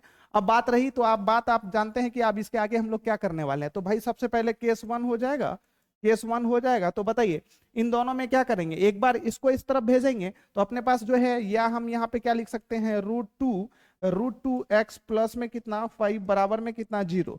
तो अब मुझे x की वैल्यू निकालनी है, तो √2x इक्वल्स में कितना हो जाएगा माइनस में 5। अब देखिए x की वैल्यू निकालने के लिए माइनस में 5, माइनस में कितना हो जाएगा अपने पास 5, ठीक है ना। माइनस में 5 अपॉन में कितना हो जाएगा, √2 हो जाएगा। अब देखिए एक चीज तो आपको बहुत अच्छे से पता होगा कि किसी भी क्वेश्चन का आंसर जो है ना, लास्ट पे हम लोग इरेशनल नंबर में नहीं छोड़ते हैं। जनरली जब इरेशनल नंबर कहां पर होता है बताइए, डिनोमिनेटर में होता है। तो यहाँ पे भी देखिए इसके डिनोमिनेटर में क्या है, इरेशनल नंबर है, तो इसको क्या करना पड़ेगा, पहले रैशनलाइज करना पड़ेगा। तो रैशनलाइज करने के लिए हम लोग क्या करेंगे, √2 इंटू में √2 से मल्टीप्लाई कर लेंगे। तो माइनस में क्या 5√2 अपॉन में कितना हो जाएगा 2। इस तरीके से हम इसका आंसर आराम से लिख सकते हैं। ये हमारा पहला आंसर निकल चुका है। अब क्या करना है बताइए, इसका दूसरा आंसर निकालने के लिए केस 1 में हमने क्या किया है, इसको जो है हमने इस तरफ एलएचएस में रखा, इसको आरएचएस में भेजा था। अब क्या करेंगे, इसको हम लोग एलएचएस में रखेंगे और इसको आरएचएस में भेजेंगे, तो अपने पास नया इक्वेशन जो है x प्लस √2 हो जाएगा, है ना। दूसरा इक्वेशन क्या हो जाएगा, यहीं पे मैं साइड में सॉल्व कर देता हूं, तो यहाँ पे आराम से सॉल्व कर सकते हैं। हाँ, केस 2 है ना, तो केस 2 में अपने पास क्या हो जाएगा, अब दूसरा इक्वेशन जो है x प्लस में क्या √2 इक्वल्स में कितना 0। अब देखिए x इक्वल्स में कितना हो जाएगा, माइनस में क्या √2। तो इस तरीके से ये जो है इसका दूसरा आंसर निकल चुका है, ठीक है ना। मतलब आपको ऑलरेडी पता था कि क्वाड्रेटिक इक्वेशन से x के टोटल कितने वैल्यूज आते हैं, बताइए 2 वैल्यूज आते हैं। तो यही दोनों वैल्यूज हमें निकालना है। अल्टीमेटली आपको इसी तरीके से क्वेश्चन को सॉल्व करना है, कभी भी यदि फैक्टराइजेशन मेथड से आपको क्वाड्रेटिक इक्वेशन सॉल्व करने के लिए दिया जाता है तो। ठीक है, यहां तक तो क्लियर होगा। देखिए अब एक चीज को आप बहुत अच्छे से समझ लीजिए, अभी तक हमने क्वाड्रेटिक इक्वेशन से वेरिएबल के टोटल 2 वैल्यूज निकाले हैं। अब जो भी वेरिएबल होगा, चाहे x होगा तो x के 2 वैल्यूज निकलेंगे, y होगा तो y के 2 वैल्यूज होंगी, ठीक है ना। तो देखिएगा इन दोनों के वैल्यूज को जो हम सॉल्यूशन निकालते हैं उसको रूट्स भी कहा जाता है, सॉल्यूशन भी कहा जाता है, ठीक है ना। तो इसमें चूंकि टोटल 2 सॉल्यूशन निकलता है तो इसके पहले सॉल्यूशन का नाम होता है अल्फा, ठीक है। मतलब x के जो पहले सॉल्यूशन है, या तो आप क्या कह सकते हैं, इसको आराम से अल्फा कह सकते हैं और इसको बीटा कह सकते हैं, या इसको अल्फा कह सकते हैं, ये बीटा कह सकते हैं। मतलब जो आपका पहला रूट है उसका नाम दिया जाता है अल्फा और दूसरे रूट का नाम होता है बीटा, ठीक है। ये बहुत आसान सा चीज है, इसको आप आराम से माइंड में रखे तो बहुत अच्छी बात है, ठीक है। क्वाड्रेटिक इक्वेशन के पहले रूट्स को क्या कहा जाता है, अल्फा, और दूसरे रूट को क्या कहा जाता है, बीटा। देखिए ना यहाँ पे चूंकि क्या होता है कि एक्स के ही 2 वैल्यूज अपने पास फाइंड आउट हुए हैं, यहाँ पे भी x का ही मान हमने निकाला है, वैल्यू निकाला है, यहाँ पे भी x का ही वैल्यू निकाला है। तो भाई दोनों जगह x का ही वैल्यू निकला है, तो दोनों जुड़वा भाई है। दोनों को अलग अलग पहचानने के लिए आपको कुछ ना कुछ इसका नाम तो देना पड़ेगा। तो इसलिए क्वाड्रेटिक इक्वेशन के पहले वैल्यू का नाम इन्होंने क्या बोला कि अल्फा होगा, ठीक है। जिसको किस चीज से इंडिकेट करते हैं हम लोग, इस तरीके से इंडिकेट करते हैं, अल्फा कहते हैं। और इसके दूसरे वैल्यूज को बीटा कहते हैं, जिसको इस तरीके से इंडिकेट करते हैं, ठीक है ना। तो अल्फा को ए से इंडिकेट करते हैं कुछ इस तरीके से, और बीटा को इस तरीके से इंडिकेट किया जाता है। और ये दोनों क्या है, क्वाड्रेटिक इक्वेशन के रूट्स हैं। रूट्स बोले तो क्या, सॉल्यूशन है, वेरिएबल के जो वैल्यू है वो है, ठीक है। यहां तक क्लियर है। तो चलिए हमने पहले मेथड को बहुत अच्छे तरीके से क्लियर कर लिया फैक्टराइजेशन मेथड से। अब हमें क्या करना है, इसका जो दूसरा वाला मेथड है, जो फॉर्मूला मेथड है, वो हमें देखना है। अब देखिए फैक्टराइजेशन मेथड में तो हमने मिड टर्म स्प्लिटिंग वाले मेथड का यूज किया, या फैक्टराइजेशन मेथड आप जो भी कहिए। लेकिन फॉर्मूला मेथड में क्या होगा, आपके दिमाग में इतना तो क्लिक कर ही गया होगा कि फॉर्मूला मेथड में क्या करेंगे, इसके पहले वैल्यूज को निकालना होगा तो पहले वैल्यू के लिए फॉर्मूला लगेगा, दूसरा वैल्यू निकालना होगा तो दूसरे के लिए डायरेक्ट फॉर्मूला लगाएंगे, ठीक है ना। तो डायरेक्ट फॉर्मूला लगाएंगे और अपना काम आराम से निकल जाएगा, ठीक है। तो चलिए सबसे पहले देख लेते हैं कि आखिर वो कौन सा फॉर्मूला है जिससे हम किसी भी क्वाड्रेटिक इक्वेशन के सॉल्यूशन बोले या फिर रूट बोले तो उसका वैल्यू डायरेक्ट कैसे निकाल सकते हैं, फॉर्मूला से कैसे निकाल सकते हैं। तो देखिएगा इसके लिए क्या है, अल्फा के लिए भी अलग फॉर्मूला है, बोले तो क्या पहले रूट को निकालने के लिए अलग, दूसरे रूट को निकालने के लिए अलग फॉर्मूला है। तो पहले रूट का आप बहुत अच्छे से समझ चुके हैं कि किस चीज से इंडिकेट किया जाता है, बताइए, अल्फा से इंडिकेट किया जाता है। और दूसरे रूट को किस चीज से इंडिकेट किया जाता है, बीटा से इंडिकेट किया जाता है। तो चलिए अब इसका एक बार फॉर्मूला फटक से देख लेते हैं। और आप लोग इतने तेज हैं कि फॉर्मूला मुझे को लगता है कि देखते ही फटाक से दिमाग में बहुत अच्छे तरीके से सेट करके रख सकते हैं। देखिएगा, देखिए अब पहले रूट के लिए फॉर्मूला क्या है, मतलब अल्फा का मान यदि आपको डायरेक्ट निकालना है, अल्फा का वैल्यू निकालना है, तो उसके लिए आपको क्या करना है, -b प्लस √d अपॉन में 2a लगाना है।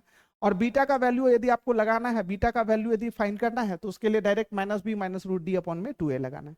अब आप कहेंगे कि सर इस पूरे फॉर्मूले के अंदर तो ABCD ही लिखा हुआ है, ठीक है ना, ABD ही लिखा हुआ है, तो ये सब आखिर है क्या। देखिए थोड़ा सा यदि आप रिमाइंड करेंगे तो इससे पहले ही मैंने आपको बताया था कि क्वाड्रेटिक इक्वेशन के जनरल फॉर्म होते हैं ax² plus bx plus c, ठीक है ना। तो उसमें a का वैल्यू क्या होता है बताइए, x² के जो पीछे कॉफिशिएंट लगा हुआ रहता है उसको हम लोग a से इंडिकेट करते हैं। b का वैल्यू क्या होता है, x के कॉफिशिएंट को b से इंडिकेट किया जाता है। और c क्या होता है, लास्ट में जो कांस्टेंट टर्म होते हैं। तो वही सारे टर्म जो है इस फॉर्मूले के अंदर इस्तेमाल किए जाएंगे, ठीक है। अब इसके अलावा एक टर्म d दिख रहा है, डी का मतलब होता है डिस्क्रिमिनांट्स, और डिस्क्रिमिनांट्स की भी वैल्यू हम लोग कैसे निकालते हैं, तो भाई बी स्क्वायर माइनस 4ac करके निकालते हैं। ऑलमोस्ट ये सारी वैल्यू आपको कहाँ पे दिखेगा बताइए, जो क्वाड्रेटिक इक्वेशन दिया जाएगा और जिससे आपको रूट फाइंड करने के लिए बोला जाएगा, उसी के अंदर ये सारी वैल्यूज आपको मिल जाएगा। तो वहीं से सारा वैल्यू निकालना है और इस तरीके से कैलकुलेशन करके आप आराम से इसके दोनों रूट्स को निकाल सकते हैं। कोई ज्यादा बहुत बड़ी मुश्किल काम यहाँ पर है नहीं। जैसे देखिए एक बार थोड़ा मैं आपको रिमाइंड करा दूं, मान लीजिए एग्जाम्पल के तौर पे आपको ऑलरेडी पता है, मान लिया जैसे 4x स्क्वायर है, माइनस में मान लिया 25x है, और प्लस में 100 है, इक्वल्स में कितना है 0 है। बात यहाँ पे हमारे पास क्वाड्रेटिक इक्वेशन, तो बताइए इसमें a का वैल्यू कितना है 4 है, b का वैल्यू कितना है 25, और ये देखिए इसको हमेशा विद द मैग्नीट्यूड लिखा जाता है, इसके साइन के साथ लिखा जाता है, तो माइनस में 25, और c की वैल्यू जो है वो कितना है बताइए 100। तो इस तरीके से आप क्वाड्रेटिक इक्वेशन से आराम से a b और c की वैल्यू तो उठा ही सकते हैं, इसमें तो कहीं से कोई दिक्कत नहीं होने वाला, क्योंकि बहुत आसान सा चीज है और ऑलरेडी हमने इसको पढ़ा भी है, देखा भी है ना। तो यहाँ से एबीसी की वैल्यू हो गई। अब इसी जगह पे यदि डी की बात करें तो बी स्क्वायर माइनस 4ac कर लेंगे तो डी का वैल्यू निकल जाएगा। अब बताइए इस फॉर्मूले में इन सभी वैल्यू को पुट करके इसका वैल्यू निकालना, इसको सॉल्व करना कोई बहुत बड़ी मुश्किल काम तो है नहीं, आराम से कर सकते हैं, ठीक है ना। हाँ देखिए आप ये कहेंगे कि सर ये फॉर्मूला तो, इस दोनों फॉर्मूले में आपको बताइए बहुत ज्यादा कुछ डिफरेंस नहीं दिख रहा होगा, सिर्फ एक चीज डिफरेंस दिख रहा होगा, क्या पता है, यहाँ पे प्लस का साइन है और यहाँ पे माइनस का साइन है, बाकी सारा कैलकुलेशन सेम टू सेम है। मतलब पहले रूट्स को निकालना है तो पहले में प्लस होगा, और दूसरे रूट्स की यदि वैल्यू आपको फाइंड करनी है तो दूसरे में क्या होगा माइनस होगा, सिर्फ इतना ही डिफरेंस है, इससे ज्यादा डिफरेंस और इस फॉर्मूले के अंदर नहीं है। चलिए एक एग्जाम्पल यदि हम लोग कर लेंगे तो आई थिंक आपको बहुत अच्छे तरीके से ये क्लियर हो जाएगा, ठीक है ना। तो चलिए अपने पास कुछ एग्जाम्पल भी है, जैसे हमने फैक्टराइजेशन मेथड से किया था उसी तरीके से हम लोग यहाँ पे कुछ एग्जाम्पल को इस वाले मेथड से भी कर लेते हैं, फॉर्मूले वाले मेथड से। तो देखिए यहाँ पे क्वेश्चन क्या है, क्वेश्चन कहता है find the roots of the following quadratic equation by applying quadratic formula. मतलब आपको क्या करना है पता है, क्वाड्रेटिक फॉर्मूला जो अभी हमने जस्ट देखा है अल्फा और बीटा का, उसी फॉर्मूले को अप्लाई करके इन दोनों इक्वेशन के रूट्स को फाइंड करना है। तो आप समझ चुके होंगे कि हमें क्या करना है, ठीक है ना, और हम क्या करने वाले हैं। तो देखिए अपने पास ऑलरेडी यहाँ पे इक्वेशन तो दे ही रखा है, एबीसी की वैल्यू हम आराम से यहाँ से इक्वेशन से लिख लेंगे, ठीक है। और उसके बाद क्या, फॉर्मूले में डी था तो डी की वैल्यू निकालेंगे, फॉर्मूला लगाएंगे, आराम से सॉल्व कर लेंगे, तो हमारे पास अल्फा और बीटा दोनों की वैल्यू निकल जाएगी। या यूं कह सकते हैं हम लोग कि इस क्वाड्रेटिक इक्वेशन के दोनों रूट्स को फाइंड कर सकते हैं। तो चलिए पहले हम लोग एक क्वेश्चन को, एक नंबर क्वेश्चन को करना शुरू कर देते हैं, ठीक है ना। तो पहला क्वेश्चन है अपने पास, इसको बहुत अच्छे से और ध्यान से देखिएगा, बहुत आसान है, बहुत ज्यादा कुछ मुश्किल इसके अंदर है नहीं, बहुत आसान है, इसलिए आपको बस थोड़ा सा कंसंट्रेट होकर देखने की जरूरत है। यदि आप अच्छे से नहीं देखेंगे तब आपको मुश्किल लगेगा। देखिएगा अपने पास इक्वेशन क्या है, एक्स स्क्वायर, ये वाला फॉन्ट आई थिंक आपको क्लियर दिख रहा होगा, चलिए ये नहीं दिख रहा है तो इसको हटा ही देते हैं, इससे अच्छा मुझे लगता है ये वाला ही दिखेगा। चलिए तो क्वेश्चन क्या है, एक्स स्क्वायर माइनस में कितना 3x माइनस में कितना 10 इक्वल्स में कितना 0। अब बताइए आपको सब किससे पहले किस किस चीज की वैल्यू की जरूरत पड़ेगी फॉर्मूला लगाने के लिए, ए और बी और सी की वैल्यू की। तो इसलिए हम लोग यहाँ पे क्या लिख लेंगे, ए बराबर, ठीक है ना, तो ए बराबर कितना है 1, क्योंकि एक्स स्क्वायर के पीछे नहीं कोई कोएफिशिएंट है तो क्या है 1। तो बी बराबर में कितना है माइनस में 3, सी बराबर में कितना है माइनस में 10। अब इस तरीके से एबीसी का वैल्यू हमने लिख लिया है। अब चूंकि हमें फॉर्मूला यदि लगाना है, पहले रूट को फाइंड करना है, तो उसके लिए अल्फा का formula minus B plus root D upon में 2a होता है ना। तो डी का वैल्यू भी तो हमें वहां पे फॉर्मूले में लगाने के लिए जरूरत है, तो उससे पहले हम क्या करेंगे, डी की वैल्यू यहां से निकाल लेंगे। तो डी बराबर में क्या होता है बताइए, बी स्क्वायर माइनस में कितना होता है 4ac। तो देखिए बी की जगह पे कितना है माइनस में 3 का स्क्वायर माइनस में 4 इंटू ए की जगह पे क्या है 1 इंटू सी की जगह पे क्या है माइनस में 10। तो इस तरीके से आराम से लिख सकते हैं। अब देखिए इसको लिखने के बाद यहाँ पे बताइए आप, -3 का स्क्वायर कितना हो जाएगा 9, ठीक है ना, और माइनस क्या हो जाएगा प्लस, तो यहाँ पे कितना हो जाएगा 40। तो अपने पास डी का मान जो है वो कितना निकल चुका है 49, डी की वैल्यू अपने पास आ चुका है कितना 49, ठीक है ना। तो अब हम क्या करेंगे, डायरेक्ट फॉर्मूला लगाएंगे। देखिए अल्फा का फॉर्मूला क्या होता है बताइएगा, अल्फा का फॉर्मूला माइनस बी प्लस में क्या रूट डी अपॉन में क्या 2a, इस तरीके से लिख सकते हैं।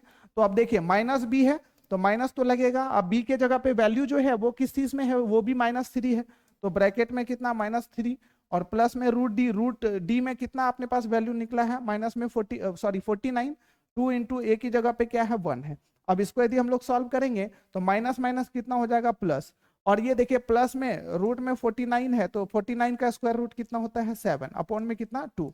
तो उसके बाद इसको यदि सॉल्व करेंगे तो 7 3 कितना हो जाएगा 10/2, इसको कैंसिल करेंगे तो कितना हो जाएगा बताइए 5 आ जाएगा। मतलब अल्फा का वैल्यू हमने निकाल लिया है और अल्फा का वैल्यू अपने पास कितना आ चुका है 5 आ चुका है। अब हमें क्या करना है बीटा के वैल्यू को निकालना है। तो बीटा का वैल्यू निकालने के लिए सेम फॉर्मूला लगाना पड़ेगा, बीटा बराबर में क्या माइनस बी, माइनस में क्या रूट डी अपॉन में कितना 2a, ठीक है ना। तो माइनस बी के जगह पे कितना है माइनस ऑलरेडी फॉर्मूला में है और बी के जगह पे माइनस में 3 और माइनस में रूट डी के जगह पे कितना हो जाएगा 49 अपॉन में 2a है तो 2 × 1 हो जाएगा, ठीक है। अब इसको यदि सॉल्व कर लेंगे तो -3 माइनस माइनस कितना प्लस में 3 और माइनस में 7 अपॉन में कितना हो जाएगा 2। तो देखिएगा माइनस में 7 क्योंकि 49 का स्क्वायर रूट कितना होगा 7 होगा तो माइनस में 7। अब इसको लेस कर लेंगे तो माइनस में 4 अपॉन में 2 हो जाएगा तो कितना निकल जाएगा माइनस में 2 निकल जाएगा। इस तरीके से देखा जाए तो अल्फा का वैल्यू जो है अपने पास कितना आ चुका है बताइए 5 और बीटा का वैल्यू कितना हो चुका है माइनस में 2।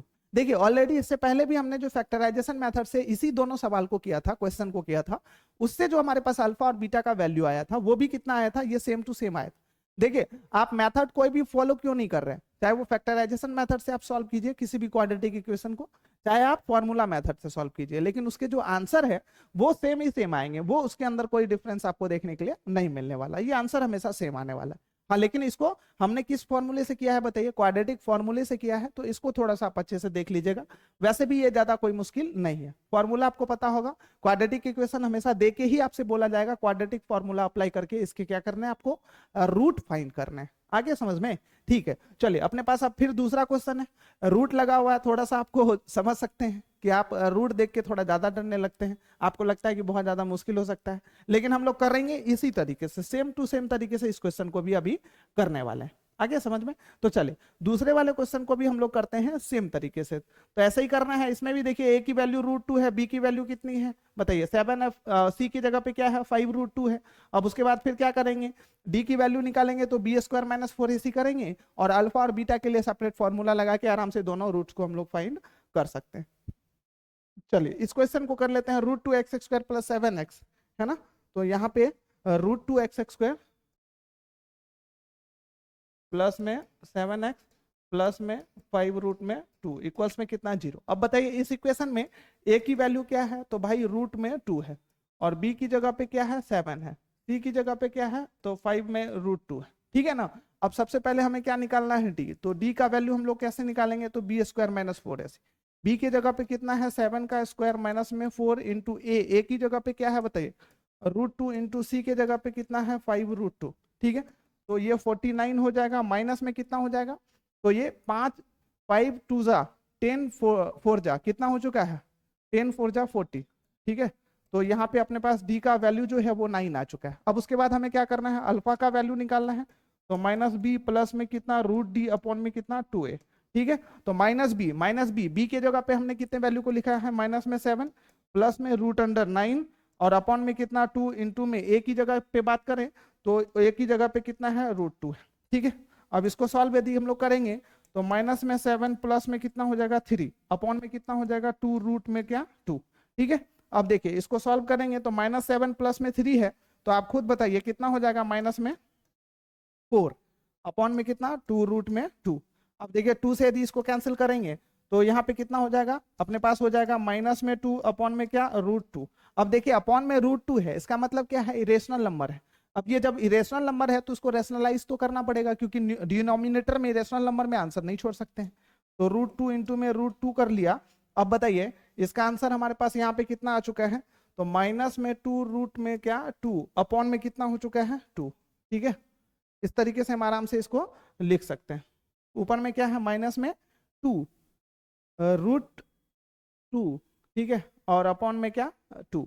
तो अब चाहे तो हम लोग इसको कैंसिल भी कर सकते हैं, ठीक है ना। तो इसको और इसको क्या कर सकते हैं आराम से कैंसिल कर सकते हैं।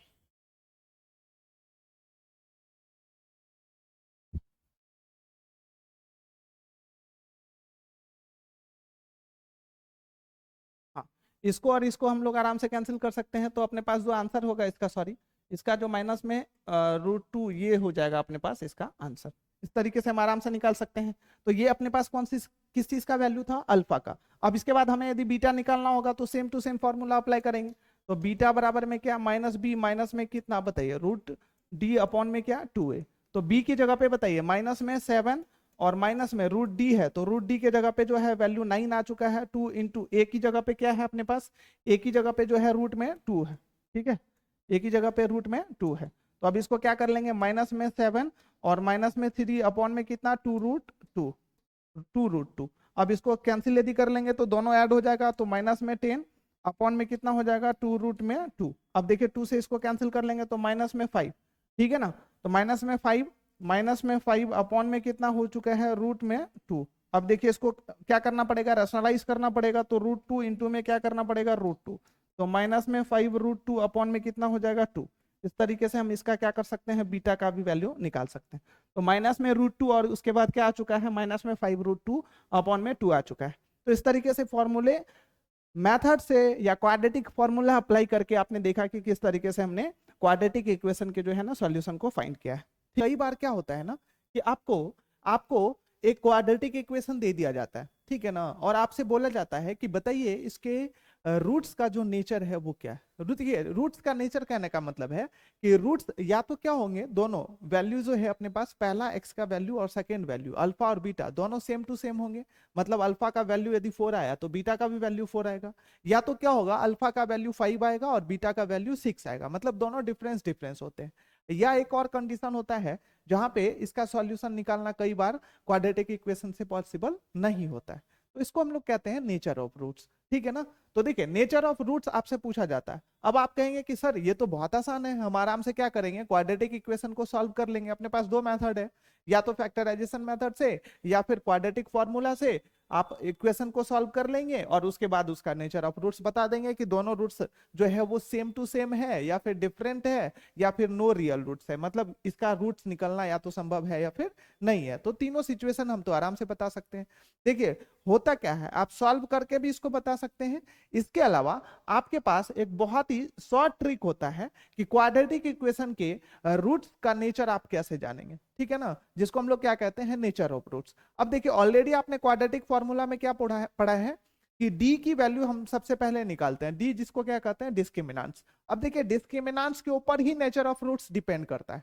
आप याद रखिएगा हमेशा, डी की वैल्यू कभी भी 0 के बराबर होगा तो हमेशा उस स्थिति में क्या होने वाला, उस केस में जो है ना इक्वल एंड रियल रूट्स होते हैं। मतलब आपके पास जो क्वाड्रेटिक इक्वेशन के रूट्स निकलेंगे, जो उसका सॉल्यूशन होगा, वो दोनों क्या होगा, इक्वल होगा और रियल भी होगा, ठीक है। इसके अलावा क्या होगा, जब डी की वैल्यू कभी भी लेस देन 0 होगी, लेस देन 0 कहने का मतलब है कि 0 से छोटा होगा, तो उस केस में जो है ना कभी भी याद रखिएगा कि कोई रियल रूट एग्जिस्ट नहीं करेगा, तो इस केस में हम लोग कहते हैं नो रियल रूट्स।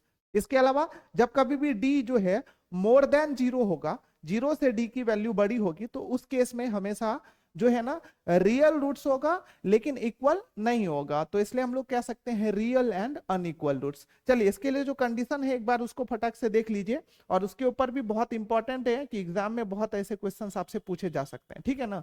तो देखिए इसके लिए कंडीशन क्या है, कभी भी याद रखिएगा, डी जिसको हम लोग क्या कहते हैं डिस्क्रिमिनेंट्स, और डी की वैल्यू हम लोग बताइए कैसे निकालते हैं, तो भाई बी स्क्वायर माइनस 4ac करके निकालते हैं। अब किसी भी क्वाड्रेटिक इक्वेशन से आपको सीधा पूछा जाता है कि बताइए इसके नेचर ऑफ रूट्स क्या है, तो उसके लिए सबसे पहले आपको क्या करना है, फाइंड करना है कि इसकी वैल्यू, डी की वैल्यू आप डायरेक्ट बता देंगे। डी की वैल्यू कभी भी याद रखिएगा कि 0 के इक्वल्स में हो गया, ठीक है ना, डी इक्वल्स में 0 होगा तो उस केस में रियल एंड इक्वल रूट्स होंगे, मतलब इसके दोनों जो रूट्स होंगे वो कैसे होंगे, रियल होंगे। अब इसके अलावा डी कभी भी मोर देन 0 होगा, मतलब डी की वैल्यू बड़ी होगी 0 से, तो इस केस में रियल एंड अनइक्वल रूट्स होंगे, मतलब रियल तो दोनों ही इस केस में है, लेकिन यहाँ पे क्या है, इक्वल रूट्स है और यहाँ पे क्या है, अनइक्वल रूट्स है, तो दोनों में थोड़ा ये डिफरेंस है। अब इसके अलावा देखिए डी लेस देन 0 होगा तो इस केस में नो रियल रूट्स होंगे, मतलब इस केस में कोई रियल रूट्स एग्जिस्ट नहीं करेगा। तो ये इसके 3 कंडीशन है आराम से चेक करने के लिए किसी भी क्वाड्रेटिक इक्वेशन से कि उसका रूट्स कैसा होने वाला है, ठीक है। तो इसको हम लोग कहते हैं नेचर ऑफ रूट्स। ये कंडीशन आपको अच्छे से माइंड में सेट करके रखना पड़ेगा। चलिए इसके ऊपर कुछ एग्जांपल हम लोग देख लेते हैं जिससे हमारा और अच्छे से क्लियर हो जाएगा। देखिएगा यहाँ पे क्या है, यहाँ पे जो है ना अपने पास इसका नेक्स्ट जो है एग्जाम्पल है, कुछ कहता है find the nature of the roots of the following quadratic equation if the real root exists find them, मतलब आपको कहता है कि नेचर ऑफ रूट जो है इस क्वाड्रेटिक इक्वेशन का फाइंड करना है। इसके अलावा यदि कोई रियल रूट इसमें एग्जिस्ट कर रहा है तो आपको उसे फाइंड भी करना है। देखिए रियल रूट्स कब एग्जिस्ट करेंगे, तो भाई दो सिचुएशन है जहां पे रियल रूट एग्जिस्ट करता है। अब वो दोनों सिचुएशन कौन सा है, तो यहाँ पे देख लीजिए। एक तो जब डी इक्वल्स में 0 होगा तब real and equal roots exist करेंगे, मतलब इस केस में भी रियल रूट्स तो आखिर होगा ही होगा। इसके अलावा का जब डी मोर देन 0 होगा तो इस केस में भी क्या है, रियल रूट एग्जिस्ट करता है। ठीक है, तो दो ऐसे सिचुएशंस है, मतलब यहाँ पे जो हमारे पास क्वाड्रेटिक इक्वेशन है उसमें हम लोग डी की वैल्यू निकालेंगे और उसको कंपेयर करेंगे 0 से, या तो 0 के बराबर होगा मतलब इक्वल टू 0 होने वाला है, या फिर क्या मोर देन 0 होने वाला है। और ये दोनों ऐसे सिचुएशंस हैं जहां पे हम लोग क्या कर सकते हैं, इसके रूट को फाइंड कर सकते हैं, क्योंकि इस दोनों सिचुएशन में रियल रूट्स होता है। और देखिए जब कभी भी डी लेस देन 0 होगा, मतलब इसी क्वाड्रेटिक इक्वेशन में यदि डी की वैल्यू लेस देन 0 होगी तो हम डायरेक्ट कह सकते हैं कि कोई इसमें रियल रूट एग्जिस्ट नहीं करता, तो हम उसे फाइंड भी नहीं कर सकते हैं। ठीक है ना, तो चलिए इसी वे में इस क्वेश्चन को बढ़िया तरीके से अभी जस्ट सॉल्व करना है। एक बार फटाक से देख लेते हैं। देखिएगा एक नंबर क्वेश्चन का हमें क्या करना है बताइए, नेचर ऑफ रूट्स फाइंड करना है भाई। तो सबसे पहले आपको ऑलरेडी पता है कि हमें डी की वैल्यू निकालनी पड़ेगी। अब डी की वैल्यू को निकालने के लिए बताइए किस किस चीज की वैल्यू की रिक्वायरमेंट होती है, क्योंकि डी बराबर क्या होता है, बी स्क्वायर माइनस 4ac। तो आपको बी की वैल्यू चाहिए, ए की वैल्यू चाहिए और सी की वैल्यू चाहिए। तो अपने पास जो इक्वेशन दिया हुआ है, अब इसमें ए बी सी की वैल्यू क्या होती है ये आपको फिर से हमें बताने की कोई जरूरत नहीं है आई थिंक, है ना, ये सारी चीजें आपको ऑलरेडी क्लियर है। तो यहाँ पे बताइए इक्वेशन से सबसे पहले मैं क्या करूंगा, ए की वैल्यू यदि लिखना चाहूं तो इस इक्वेशन में ए की वैल्यू क्या है 2, बी की वैल्यू कितनी है बता दीजिए मुझे माइनस में 3, और सी की वैल्यू की बात कर लें भाई हम लोग तो कितना है 5 है। ए बी सी का वैल्यू हमने लिख लिया, अब हमें क्या करना है बताइए, डी की वैल्यू निकालनी है। तो डी की वैल्यू निकालने के लिए कौन सा फॉर्मूला लगाना पड़ेगा, B square minus 4ac। B की जगह पे कितना वैल्यू है, माइनस में 3 का स्क्वायर माइनस में 4 इंटू ए की जगह पे 2 इंटू सी की जगह पे कितना है बताइए 5, है ना। अब उसके बाद देखें तो 3 का स्क्वायर कितना हो जाएगा 9, माइनस 4 टू जा 8 5 जा कितना हो जाएगा बताइए, 8 5 जा 40 हो चुका है। ठीक है ना, तो अब इक्वल्स में कितना हो जाएगा, माइनस में यहाँ पे 31। ठीक है, तो देखिए डी का वैल्यू जो है ना अपने पास कितना निकला है बताइए, माइनस में 31 निकल चुका है। क्वाड्रेटिक इक्वेशन ये है। अब इसमें देख लीजिए ए का वैल्यू अपने पास क्या होगा, एक्स स्क्वायर के जो कॉफिशिएंट है उसी को कहा जाता है, बी किसको कहा जाता है, -3 है अपने पास उसकी वैल्यू, और सी की वैल्यू कितनी है बताइए दीजिए मुझे 5 है। अब डी का value B square minus 4ac, B की जगह पे -3 का स्क्वायर कर लिया, -4 ए की जगह पे 2 है और सी की जगह पे कितना है 5 है। तो -3 का स्क्वायर 9 माइनस 4 टू जा 8 5 जा कितना हो जाएगा 40, है ना। तो माइनस में 40, इसका ओवरऑल जो हमारे पास आ चुका है निकल के वो कितना आया, माइनस में 31। इसका मतलब है कि डी की वैल्यू जो है वो क्या है, लेस देन 0 है। अब इस केस में आप खुद मुझे बता दीजिए डी की वैल्यू जब कभी भी लेस देन 0 होती है तो उस केस में उसके रूट्स कैसे होते हैं, उसकी नेचर क्या होती है बताइए। तो इस केस में भाई नो रियल रूट्स एग्जिस्ट करता है ना। इस स्थिति में क्या हो जाएगा, नो रियल रूट्स एग्जिस्ट। तो इस यहाँ पे हम लोग क्या लिखेंगे, since D less than 0 no real roots exist. ठीक है ना, इस केस में क्या हो जाएगा, नो रियल रूट जो है वो एग्जिस्ट करता है, एग्जिस्ट। ठीक है, आराम से इस तरीके से हम लोग कंपेयर करके बता सकते हैं, इसमें कोई दिक्कत आपको नहीं होना चाहिए। तो ये पहला इक्वेशन था जिसको हमने सॉल्व किया। अब देखिए सेकंड इक्वेशन का भी यदि हमें इसका नेचर ऑफ रूट्स फाइंड करना है तो एबीसी का वैल्यू तो हमें ऑलरेडी पता ही है, एबीसी की वैल्यू क्या है। अब उसके बाद फिर डी की वैल्यू निकाल लेंगे तो बी स्क्वायर माइनस 4ac, फिर कंपेयर कर लेंगे। अब देखते हैं सेकंड वाले इक्वेशन का कोई रियल रूट एग्जिस्ट करता है या फिर नहीं करता है। देखिए इक्वेशन क्या है, 2x square minus 6x plus 3, तो 2x square minus 6x plus 3, ठीक है ना। 2x स्क्वायर माइनस में क्या 6x प्लस में क्या 3 इक्वल्स में कितना 0। अब देखिए इसका सॉल्यूशन यदि मुझे निकालना होगा तो बता दीजिए मुझे, सबसे पहले ए बी सी की वैल्यू तो इस इक्वेशन से लिखनी पड़ेगी ना। तो ए बी सी की वैल्यू को सबसे पहले हम लोग क्या कर लेंगे, लिख लेंगे। तो यहाँ पे क्या लिख लेंगे, ए बराबर में कितना है 2, बी बराबर में बता दीजिए कितना है माइनस में 6, और सी बराबर में कितना है 3। अब किस चीज की वैल्यू निकालनी पड़ेगी, डी की, बी स्क्वायर माइनस क्या कर लेंगे 4ac। तो बी स्क्वायर, बी की जगह पे क्या है -6 का स्क्वायर, -4 इंटू ए की जगह पे क्या है 2 इंटू सी की जगह पे क्या है 3। तो अब ये कितना हो जाएगा, -6 का स्क्वायर कर लेंगे तो 36, -4 टू जा 8 3 जा 8 3 जा कितना हो जाएगा बताइए 24। तो 36 में से 24 को लेस कर लेंगे तो कितना निकल जाएगा अपने पास 12, है ना। बी स्क्वायर 36 और माइनस में 4ac 4a और c कर लिया तो 3 2 जा 6 4 जा कितना हो चुका है 24, 36 माइनस 24 करेंगे तो 12 आ चुका है। अब देखिए डी की वैल्यू क्या है बताइए, मोर देन जीरो है, डी की वैल्यू मोर देन जीरो है, तो इस केस में बताइए इसके रियल रूट्स तो एग्जिस्ट कर रहे हैं भाई, तो रियल रूट यदि एग्जिस्ट कर रहा है तो हमें क्या करना है, इसके रूट्स को भी फाइंड करना है। ऑलरेडी क्वेश्चन में भी बोला गया है कि रियल रूट यदि एग्जिस्ट करता है तो इसके रूट्स को भी हमें फाइंड करना है, ठीक है ना। तो यहाँ पे बताइए रियल रूट एग्जिस्ट कर रहा है तो यहाँ पे लिख सकते हैं since D more than zero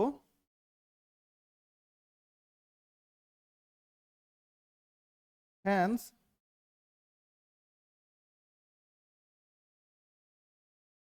roots will be, क्या लिख सकते हैं बताइए, रियल एंड अनइक्वल। रूट्स कैसा होगा इसका, रियल और अनइक्वल होगा। इसके अलावा अब इसे मुझे यदि सॉल्व करना है तो डी का वैल्यू मैंने ऑलरेडी निकाल लिया है, तो अल्फा का फॉर्मूला लगा लीजिए, माइनस बी प्लस में क्या लिखेंगे रूट डी अपॉन में क्या 2a, तो माइनस बी माइनस तो लगा ही रहेगा और बी की जगह पे इसका साइन, इसका क्या है वैल्यू माइनस में 6 प्लस में रूट डी के जगह पे कितना वैल्यू है 12 अपॉन में 2 इंटू ए की जगह पे क्या है बता दीजिए 2, है ना। तो माइनस माइनस क्या हो जाएगा प्लस 6 प्लस में कितना, अब इसको क्या लिख सकते हैं 2√3 लिख सकते हैं हम लोग आराम से, अपॉन में कितना लिख सकते हैं 4। अब देखिएगा इन दोनों का यदि एलसीएम लें, इन दोनों में से अब कॉमन यदि मुझे निकालना होगा तो 2 कॉमन ले सकते हैं, 3 प्लस में कितना हो जाएगा √3 अपॉन में कितना हो जाएगा 4। अब ये 2 2 से कैंसिल कर लेंगे तो 2, तो मतलब ये है कि अल्फा का वैल्यू जो है वो कितना हो चुका है 3 प्लस √3 अपॉन में कितना हो चुके हैं 2। ये अल्फा का वैल्यू अपने पास निकल चुका है। इसका पहला रूट्स तो हमने निकाल लिया। अब बताइए सिर्फ एक ही वैल्यू निकलता है, अब इसके अलावा हमें क्या करना है, इसकी दूसरी रूट्स को निकालने के लिए बीटा के लिए भी फॉर्मूला लगाना पड़ेगा। तो अब ये बीटा के लिए फॉर्मूला क्या होता है वो तो पता ही है, माइनस बी और माइनस में क्या रूट डी अपॉन में क्या बताइए 2a। तो अब इसमें क्या करना पड़ेगा बताइए, माइनस में डी माइनस में बी, तो माइनस में बी कितना हो जाएगा माइनस में इंटू माइनस में 6। अब देखिए डी की जगह पे जो हमारे पास वैल्यू है वो कितना है माइनस में रूट में 12 अपॉन में क्या 2 इंटू ए की जगह पे क्या वैल्यू है भाई, तो ए की जगह पे जो वैल्यू है वो कितना है 2 है ना। तो माइनस में 6 हो जाएगा और उसके बाद देखिए माइनस में 12 है तो इसको हम लोग क्या लिख सकते हैं 2√3 अपॉन में कितना हो जाएगा 4। अब इन दोनों में से कॉमन हम आराम से ले सकते हैं, सॉरी यहाँ पे माइनस और माइनस ये क्या हो जाएगा प्लस हो जाएगा, है ना। तो ये प्लस हो जाएगा यहाँ पे, बस इसको हटा देना है, तो ये प्लस में 6 हो चुका है। अब उसके बाद माइनस 2√3 अपॉन में 4 हो चुका है, इसमें से क्या कॉमन ले लेंगे, तो 2 कॉमन ले सकते हैं हम लोग आराम से, है ना। अब इसमें से क्या कॉमन लेना है, यहाँ पे 2 कॉमन ले लेंगे तो कितना हो जाएगा 3 माइनस में क्या √3 अपॉन में कितना 4। अब इसको 2 से कैंसिल करेंगे तो 2 हो जाएगा और इसका ये रूट्स जो है वो कितना हो जाएगा 3 माइनस में √3 अपॉन में क्या 2, और ये हो जाएगा हमारे पास बीटा का आंसर। तो इस तरीके से हम आराम से क्या कर सकते हैं, दोनों इसके सॉल्यूशन या फिर जिसको हम लोग रूट्स कहते हैं उसको फाइंड कर सकते हैं, ठीक है ना।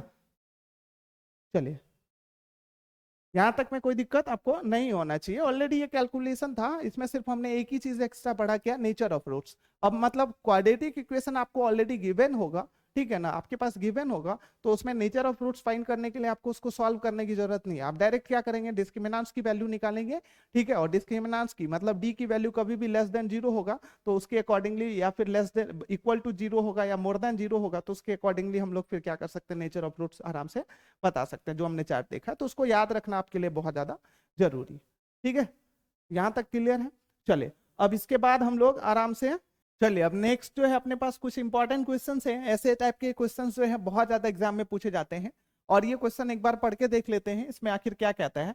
कहता है कि find the values of K for each of the following quadratic equations so that they have two equal roots. मतलब इसकी जो हमारे पास ऑलरेडी क्वाड्रेटिक इक्वेशन दिया हुआ है इसमें कहता है के की जगह पे हमें ऐसे वैल्यू को फाइंड करना है जिससे इस क्वाड्रेटिक इक्वेशन के जो रूट्स होंगे वो कैसे होंगे बताइए, इक्वल रूट्स होंगे। तो ऑलरेडी हमें के की जगह पे ऐसे वैल्यू को फाइंड करना है जिससे क्वाड्रेटिक इक्वेशन के रूट्स यदि इक्वल होंगे, तो उसके लिए आपको पता ही है इसमें हम लोग क्या करेंगे बताइए, इसमें हम लोग कौन सी कंडीशन लगाने वाले हैं, तो हम अपने पास जो डी की वैल्यू बराबर 0 है उसकी कंडीशन लगाएंगे, इक्वेशन सेट हो जाएगा, आराम से के की वैल्यू निकल जाएगी।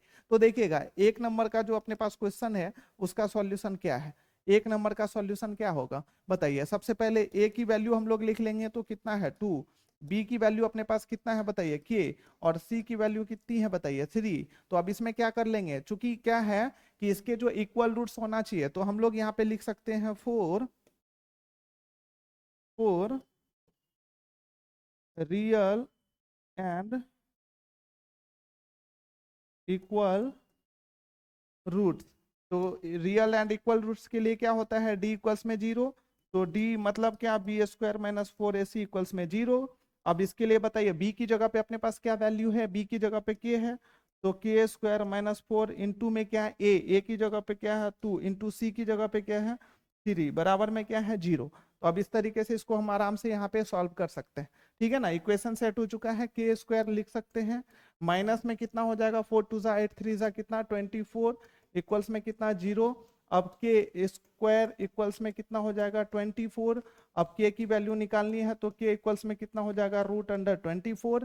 तो अब इसलिए हम लोग यहाँ पे लिख सकते हैं हेंस के इक्वल्स में कितना, तो यहाँ पे के इक्वल्स में कितना हो जाएगा बता दीजिए।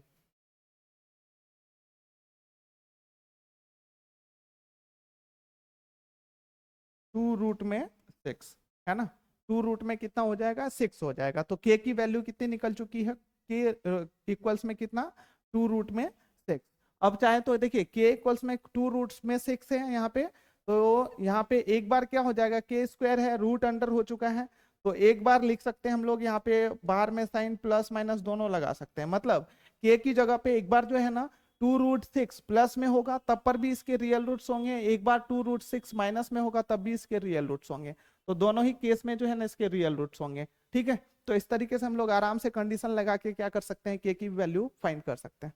ठीक है, चलिए एक बार इसको चाहे तो आप लोग चेक भी कर सकते हैं डी की वैल्यू 0 आता है या नहीं आता है। देखिएगा बी स्क्वायर माइनस 4ac करेंगे तो के की जगह पे आया है ना, तो के किसकी जगह पे बताइए, बी की जगह पे है, तो बी की जगह पे 2√6 है, बता दीजिए प्लस में ले लेंगे तो बी स्क्वायर मतलब क्या बताइए, यहाँ पे कितना हो जाएगा 2 2 2 जा 4 2 2 जा 4 4 4 6 या 24 और 24 फिर भी 0 हो जाएगा। और b की जगह पे यदि माइनस में होगा तब भी कितना होगा 24 होगा तब भी 0 हो जाएगा। तो इसका मतलब है कि d की जगह पे सॉरी यहाँ पे के की जगह पे जो है ना इसका आंसर क्या होने वाला है बताइए, प्लस में भी 2√6 होने वाला है और माइनस में भी 2√6 होने वाला है। इस तरीके का क्वेश्चन आपसे कभी भी पूछता है ना, तो कंडीशन आपको जो बोला जाता है उसी के अकॉर्डिंगली आपको इक्वेशन बना के सॉल्व करना है। अब देखिए दूसरा क्वेश्चन भी है, आप इसको आराम से चाहे तो इसी में क्या कर सकते हैं, ए की वैल्यू कितनी है बताइए के है, बी की वैल्यू कितना है यहाँ पे, अच्छा एबीसी की वैल्यू को निकालने के लिए सबसे पहले इसको आपको सॉल्व करना पड़ेगा। क्या करना पड़ेगा, देखिए ब्रैकेट ओपन करेंगे तो के एक्स एक्स स्क्वायर हो जाएगा और माइनस में कितना हो जाएगा 2k हो जाएगा प्लस में 6 हो जाएगा। ठीक है ना, तो यहाँ पे के x into x minus 2 plus 6 है, के x into x minus 2 plus 6। तो देखिएगा ये दूसरा वाला क्वेश्चन जो है क्या है कि x इंटू में क्या है एक्स माइनस 2 प्लस में कितना 6। अब इसको सॉल्व करेंगे तो कितना हो जाएगा के एक्स एक्स स्क्वायर माइनस में कितना 2k x प्लस में कितना 6 बराबर में कितना 0। ठीक है, तो इस तरीके से अब देखिए इसमें अब क्या हो जाएगा अपने पास बताइए, ए बी सी की वैल्यू की बात करें तो ए बी सी की क्या वैल्यू है, ए बी सी की वैल्यू हम लोग क्या लिख सकते हैं, ए बराबर में के है, बी इक्वल्स में कितना है माइनस में 2k और सी इक्वल्स में कितना है 0। अब देखिए हम लोग क्या लिख सकते हैं, 4 रियल एंड इक्वल रूट्स की बात कर रहा है, इक्वल रूट्स की बात कर रहा है, तो इक्वल रूट्स इक्वल्स में क्या हो जाएगा, तो डी इक्वल्स में कितना होगा 0, तो बी स्क्वायर माइनस में कितना 4ac इक्वल्स में कितना 0। अब देखिए बी की जगह पे क्या है माइनस में 2k है ना, तो 2k माइनस में 4 इंटू ए की जगह पे क्या है के इंटू सी की जगह पे कितना है 6 इक्वल्स में कितना लिख सकते हैं 0। अब देखिएगा इसका कितना हो जाएगा 4k स्क्वायर है, देखिए इसका कितना सॉल्व करके लिख सकते हैं हम लोग आराम से, 4k स्क्वायर माइनस में हो जाएगा 4 6 24k इक्वल्स में कितना 0। अब ये दोनों में कॉमन भी मिल रहा है, आप कॉमन ले लीजिए आराम से।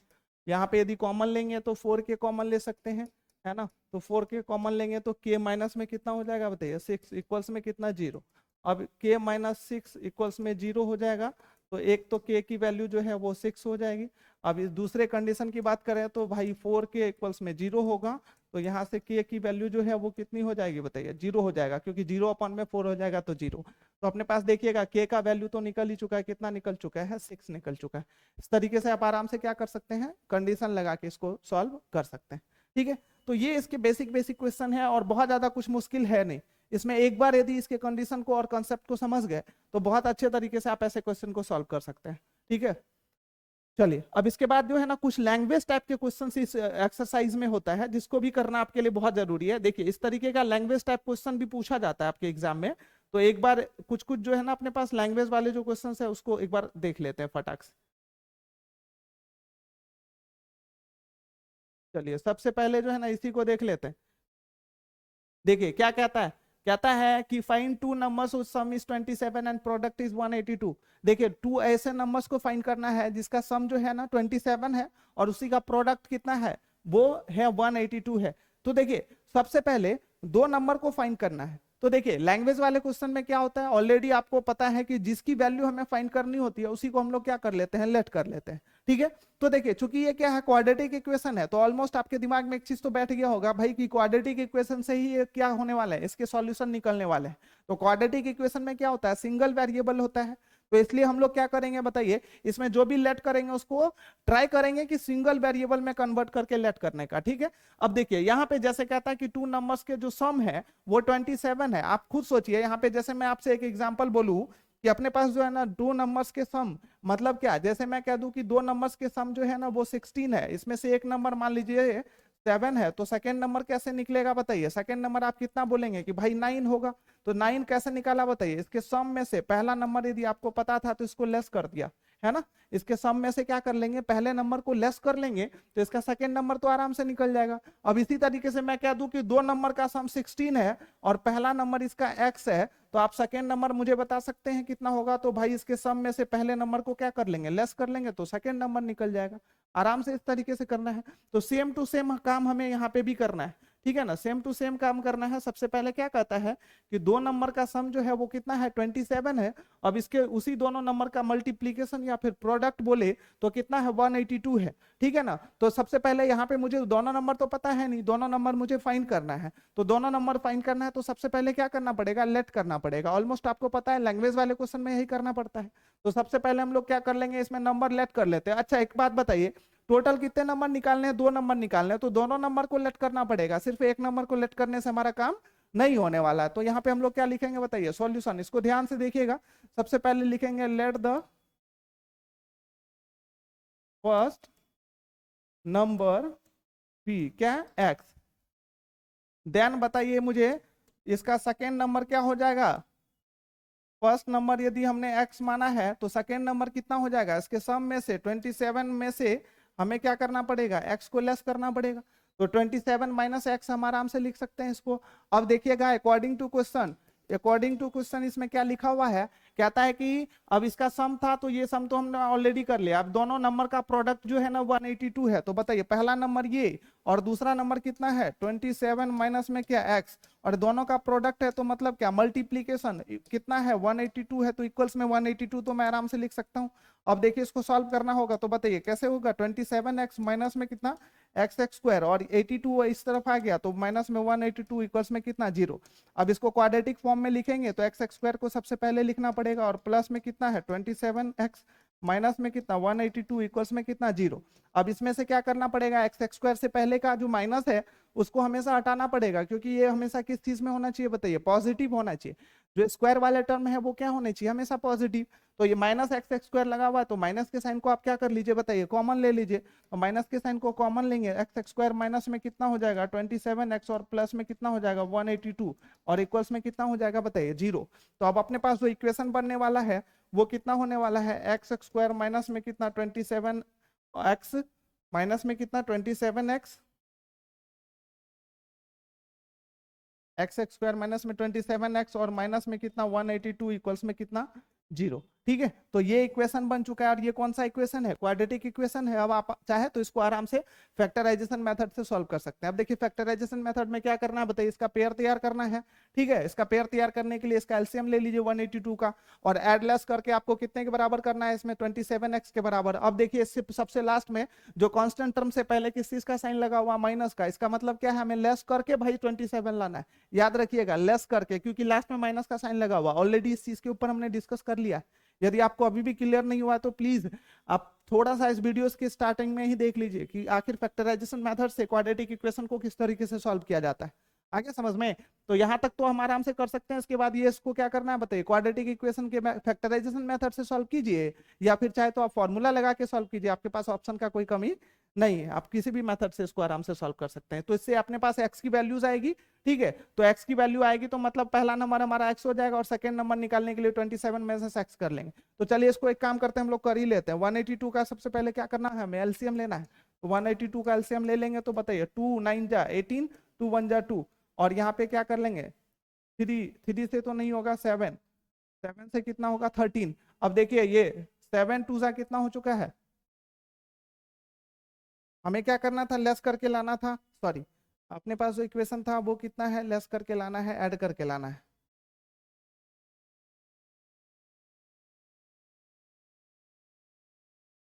हाँ, अपने पास जो इक्वेशन है उसमें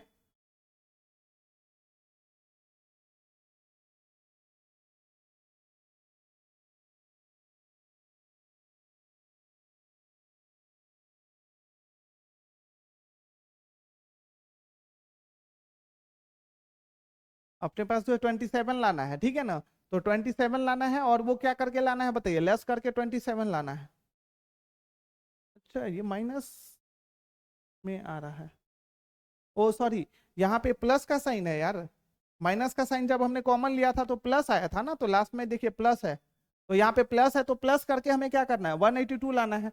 तो बहुत सिंपल कॉम्बिनेशन है, ऑलरेडी हमारा ये कॉम्बिनेशन तैयार ही हो चुका है। देखिएगा यहाँ पे एलसीएम जैसे हमने लिया है, तो 13 को अलग रख लेंगे, और 7 और 2 को एक साथ रख लेंगे, तो कितना हो जाएगा 14। तो दोनों को ऐड करके कितना आ रहा है बताइए, 27 तो आ ही रहा है, और दोनों को मल्टीप्लाई करेंगे तो 182 भी आ जाएगा, ठीक है ना। तो चलिए इसका 13 और 14 में हम इसको क्या कर सकते हैं, डिवाइड करके आराम से बना सकते हैं। तो दो पार्ट में इसको करना है, 13 और 14 करके। तो यहाँ पे अपने पास सॉल्व हो चुका था। हाँ, देखिए अब इसका क्या करेंगे बताइए, यहाँ पे प्लस में 182 है, तो अब इसको क्या कर लेंगे, सेम टू सेम लिखेंगे, एक्स एक्स स्क्वायर माइनस में कितना हो जाएगा, 27x है, तो इसको हम लोग लिख सकते हैं माइनस में 14x, माइनस में कितना 13x, और प्लस में कितना 182, इक्वल्स में कितना 0। अब देखिए x दोनों में से कॉमन ले लेंगे, तो x कॉमन लेंगे तो x माइनस में कितना हो जाएगा 14, और सॉरी माइनस में, फिर अब यहाँ पे क्या x इंटू एक्स माइनस 14 हो जाएगा, x यदि यहाँ से कॉमन ले लिया तो अगेन इसमें से क्या कॉमन मिल रहा है, तो माइनस में 13 कॉमन मिल रहा है, ठीक है ना। तो माइनस में कितना 13 कॉमन ले लिया, तो x माइनस में कितना हो जाएगा 14, इक्वल्स में कितना 0। अब क्या कर लेंगे, x माइनस 14 दोनों टर्म में कॉमन मिल रहा है, तो x माइनस 14 फिर से अगेन कॉमन, x माइनस में कितना हो जाएगा 13, इक्वल्स में कितना 0। अब देखिएगा हम लोग यहाँ पे लिख सकते हैं केस 1, ठीक है ना। तो केस 1 में क्या हो जाएगा, x माइनस में कितना 14 इक्वल्स में 0, तो x इक्वल्स में कितना हो जाएगा 14, ठीक है। तो पहला ये तो आंसर हो चुका है। और ये केस 2 की बात कर लें, तो केस 2 में देखिएगा, एक बार हमने क्या कर लिया, x माइनस 14 को इस तरफ रखा, x माइनस 13 को उस तरफ किया है, तो अब हम लोग क्या कर लेंगे, x माइनस 13 इक्वल्स में 0 लिख सकते हैं सेकेंड केस में, और x इक्वल्स में कितना हो चुका है 13। देखिए या तो आप क्या कर सकते हैं, x के जो दो वैल्यूज है आपके पास, मतलब फर्स्ट नंबर या तो आपका 14 हो सकता है या 13 हो सकता है, दोनों में से कोई भी आप लिख सकते हैं आराम से, क्योंकि दोनों ही वैल्यू आपके पॉजिटिव हैं, और दोनों में से कोई भी आपका फर्स्ट नंबर हो सकता है, क्योंकि आपके आंसर जो है ना, फर्स्ट नंबर यदि आपने 14 को माना, तो सेकेंड नंबर निकालने के लिए क्या करेंगे, 27 में से 14 को लेस करेंगे, क्योंकि सेकेंड नंबर हमने जो माना है 27 माइनस एक्स माना है, और एक्स की जगह पे हमने कितना लिया 14। तो हम देखिए आराम से इसमें आंसर को क्या लिख सकते हैं, किसी भी तरीके से लिख सकते हैं। तो यहाँ पे लिख लेंगे हैंस फर्स्ट नंबर इक्वल्स में एक्स इक्वल्स में कितना 14, ये आंसर हो चुका है। एंड सेकेंड नंबर इक्वल्स में कितना किया है, 27 माइनस एक्स को लेस किया है, तो 27 माइनस क्या कर लेंगे 14, तो इक्वल्स में कितना हो जाएगा 13, ये हो जाएगा हमारा आंसर। तरीके से हम आराम से निकाल सकते हैं, ठीक है ना। तो चलिए ये था लैंग्वेज वाले क्वेश्चन, जो आपको करना बहुत ज्यादा जरूरी था। देख लिया आपने किस तरीके से करते हैं। देखिए लैंग्वेज वाले क्वेश्चन में बस एक ही चीज आपको ध्यान रखना है, क्या पता है, जो भी फाइंड करने के लिए बोला जाता है ना, हमेशा उसी को लेट करना है। जैसे और भी अपने पास एग्जाम्पल है, उससे अच्छे तरीके से क्लियर हो जाएगा आपका सब कुछ, ठीक है।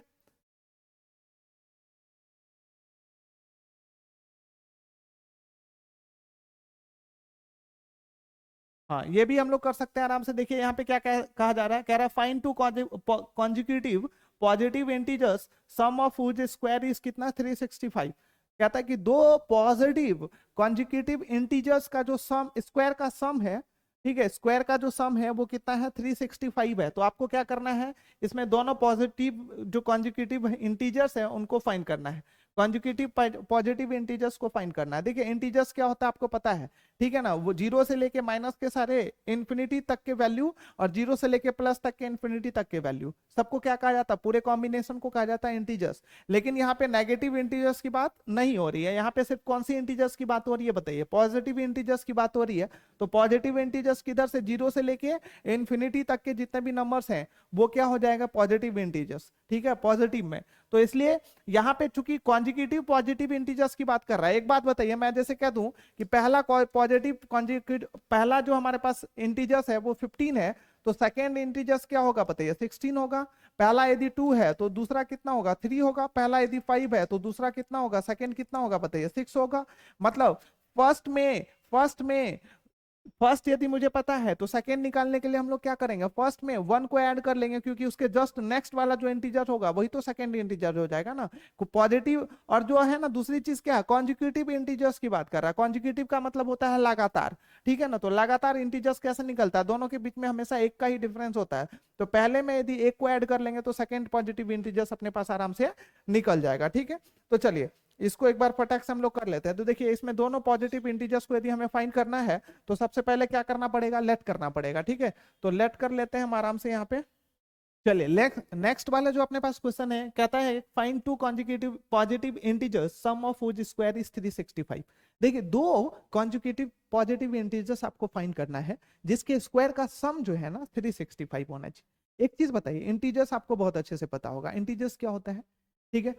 जीरो से लेके पॉजिटिव में इंफिनिटी तक के जितने भी नंबर होते हैं, और जीरो से लेके नेगेटिव में भी इंफिनिटी तक के जितने भी नंबर होते हैं, दोनों का कॉम्बिनेशन क्या कहलाता है, इंटीजर्स कहलाता है।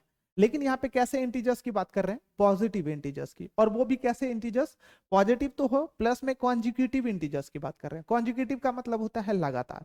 जैसे पहला कॉन्जिक्यूटिव इंटीजर्स यदि 6 है, पहला यदि क्या है अपने पास 6 हुआ, मान लीजिए पहला 6 है तो दूसरा कितना होगा 7, पहला 7 है तो दूसरा कितना होगा 8। मतलब पहले पॉजिटिव इंटीजर्स यदि हमें पता है तो दूसरे को निकालने के लिए इसमें +1 कर लेंगे तो आराम से दूसरा निकल जाएगा, क्योंकि कॉन्जुगेटिव हमें नंबर्स को निकालना है। यहाँ पे कॉन्जुगेटिव का मतलब लगातार होता है। अब देखिए दो पॉजिटिव कॉन्जुगेटिव इंटीजर्स यदि हमें फाइंड करना है तो सबसे पहले लैंग्वेज वाले क्वेश्चन में ऑलमोस्ट आपको पता है कि पहले लेट करते हैं। अब दोनों हमें नंबर फाइंड करने हैं तो दोनों को लेट करना पड़ेगा। अब लेट किस हिसाब से करेंगे, तो हम किसी भी वेरिएबल में इसको लेट कर सकते हैं। चलिए इस वाले क्वेश्चन को भी एक बार फटाक से हम लोग कर लेते हैं। यहाँ पे सबसे पहले क्या लिखेंगे बताइए मुझे, सबसे पहले हम लोग लिखेंगे सॉल्यूशन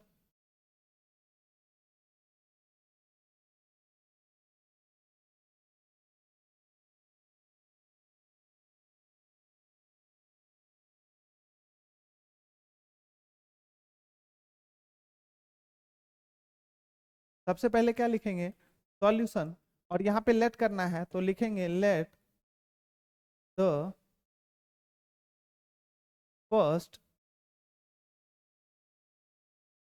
पॉजिटिव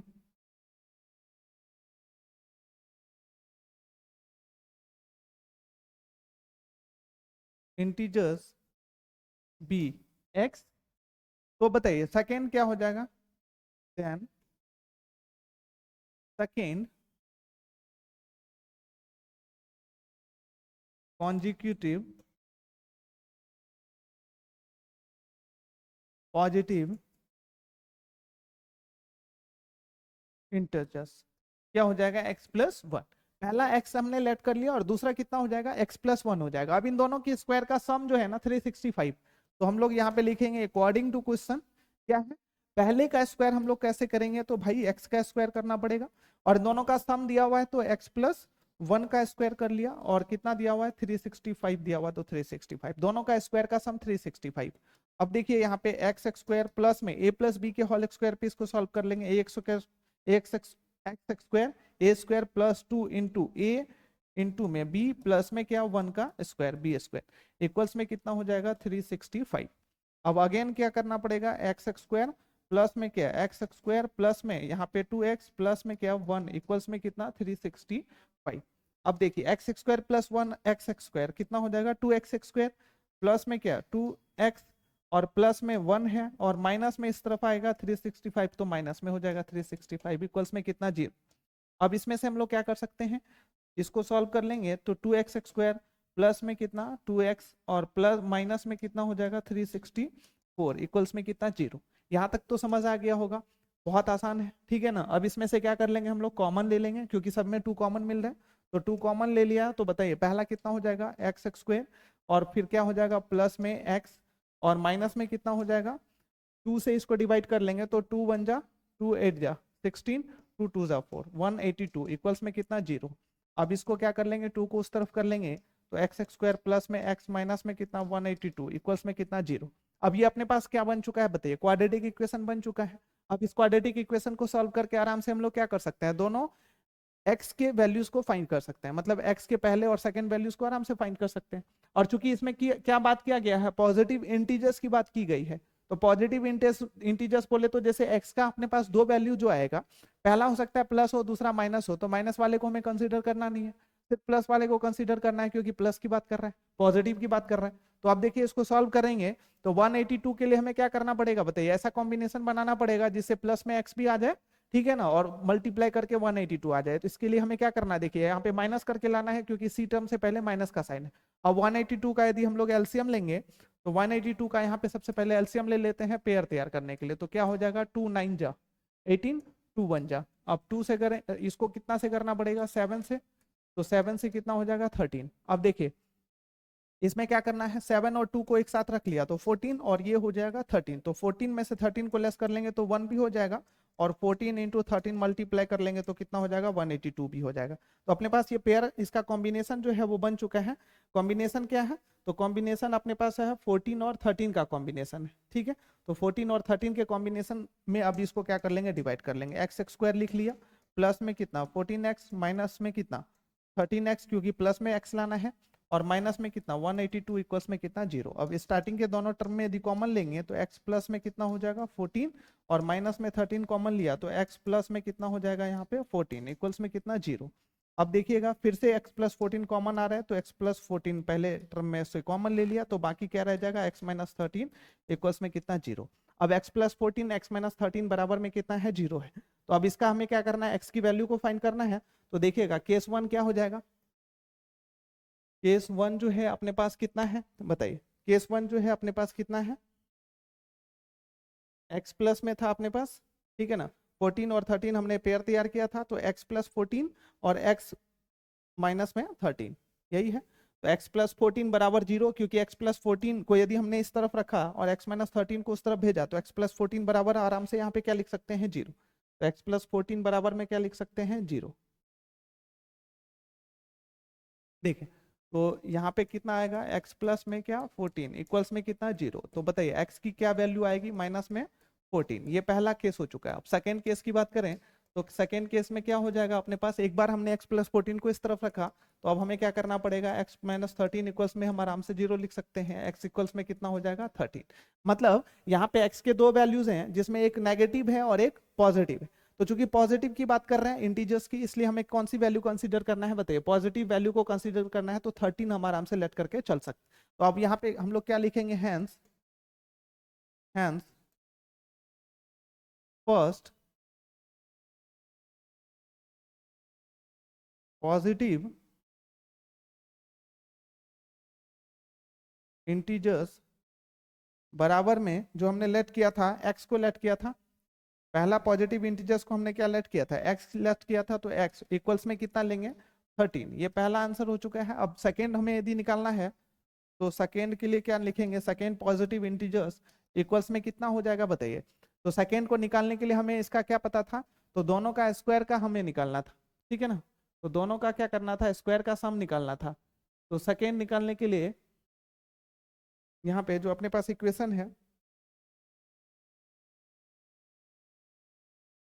सॉरी देखिए पहला मेरे पास जैसे मान लीजिए 13 है, तो सेकंड वाला निकालने के लिए क्या करना पड़ेगा, x में 1 को ऐड कर लेंगे, इसके जस्ट बाद वाला हो जाएगा, तो सेकंड क्या हो जाएगा 14 हो जाएगा। तो इस तरीके से ये दोनों ऐसे पॉजिटिव इंटीजर्स हैं जो कि कॉन्जिक्यूटिव पॉजिटिव इंटीजर्स है, जिसके स्क्वायर का सम जो है ना कितना हो जाएगा 365 हो जाएगा। आप ऐड करके भी दे सकते हैं। देखिए 13 का स्क्वायर यदि हम लोग करेंगे तो कितना हो जाएगा 169, 14 का करेंगे तो कितना हो जाएगा 196, तो 9 6 15 1 कैरी, 9 6 15 1 16 1 1 1 2 1 3 365 आ रहा है आराम से। इसका मतलब क्या है कि अपना ये दोनों आंसर जो है ना वो बिल्कुल करेक्ट। इस तरीके से आप आराम से बना सकते हैं। लैंग्वेज वाले क्वेश्चन में क्या करना है पता ही चल गया होगा आपको अच्छे से, कि एक बार सिर्फ और सिर्फ इक्वेशन सेट करने का देरी है। एक बार जैसे ही इक्वेशन सेट हो जाता है उसके बाद फिर आपका आंसर आराम से आ जाएगा, क्योंकि ऑलमोस्ट हम लोग जो है क्वाड्रेटिक इक्वेशन को बहुत अच्छे तरीके से सॉल्व करने के लिए सीख ही चुके हैं, है ना। तो चलिए और भी अपने पास कुछ एग्जांपल है, उसको भी कंप्लीट कर ही लेते हैं। और भी कुछ इंपॉर्टेंट क्वेश्चन है जिसको करना हमारे लिए जरूरी है। अब देखिएगा यहाँ पे जो दूसरा क्वेश्चन है ये हमने ऑलरेडी कर लिया है, ये भी क्वेश्चन कर ही लिया है, ठीक है ना। तो और भी क्वेश्चन है अपने पास।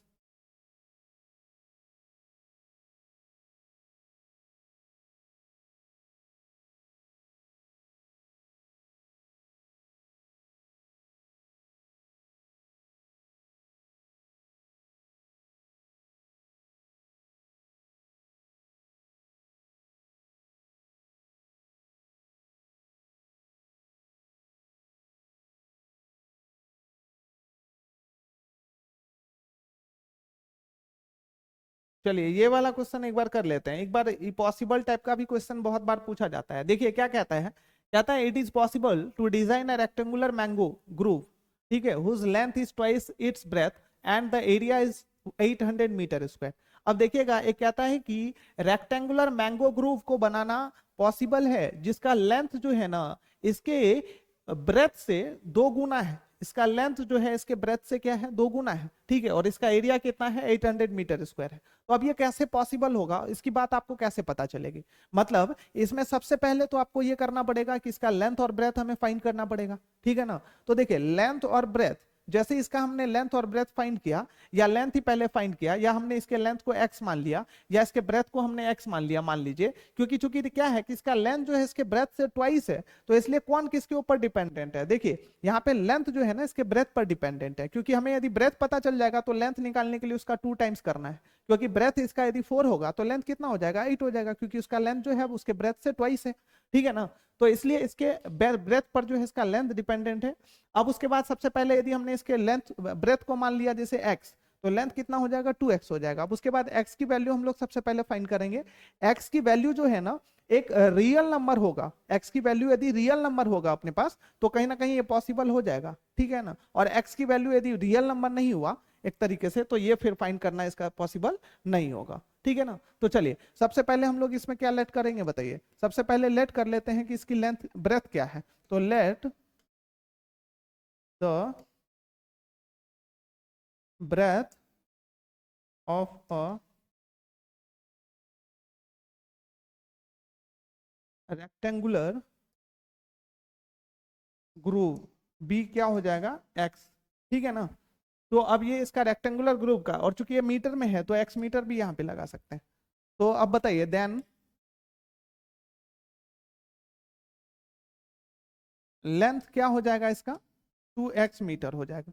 अब देखिए अकॉर्डिंग टू क्वेश्चन जो है इस क्वेश्चन में क्या दिया हुआ है, एरिया दिया हुआ है, तो हम लोग यहाँ पे लिख लेते हैं एरिया इक्वल्स में कितना है 800 मीटर स्क्वायर। अब बताइए एरिया कैसे निकलता है रेक्टेंगल का, तो L इंटू बी इक्वल्स में लिख सकते हैं हम आराम से 800 मीटर, ठीक है ना। L की जगह पे कितना है अपने पास, L की जगह पे है 2x इंटू बी की जगह पे है x इक्वल्स में कितना है 800, ठीक है।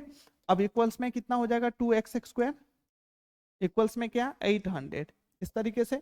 अब यहां से यदि x की वैल्यू हमें फाइंड करनी होगी तो क्या हो जाएगा x स्क्वायर इक्वल्स में क्या 800 डिवाइड बाय 2, तो x स्क्वायर इक्वल्स में कितना हो जाएगा 400।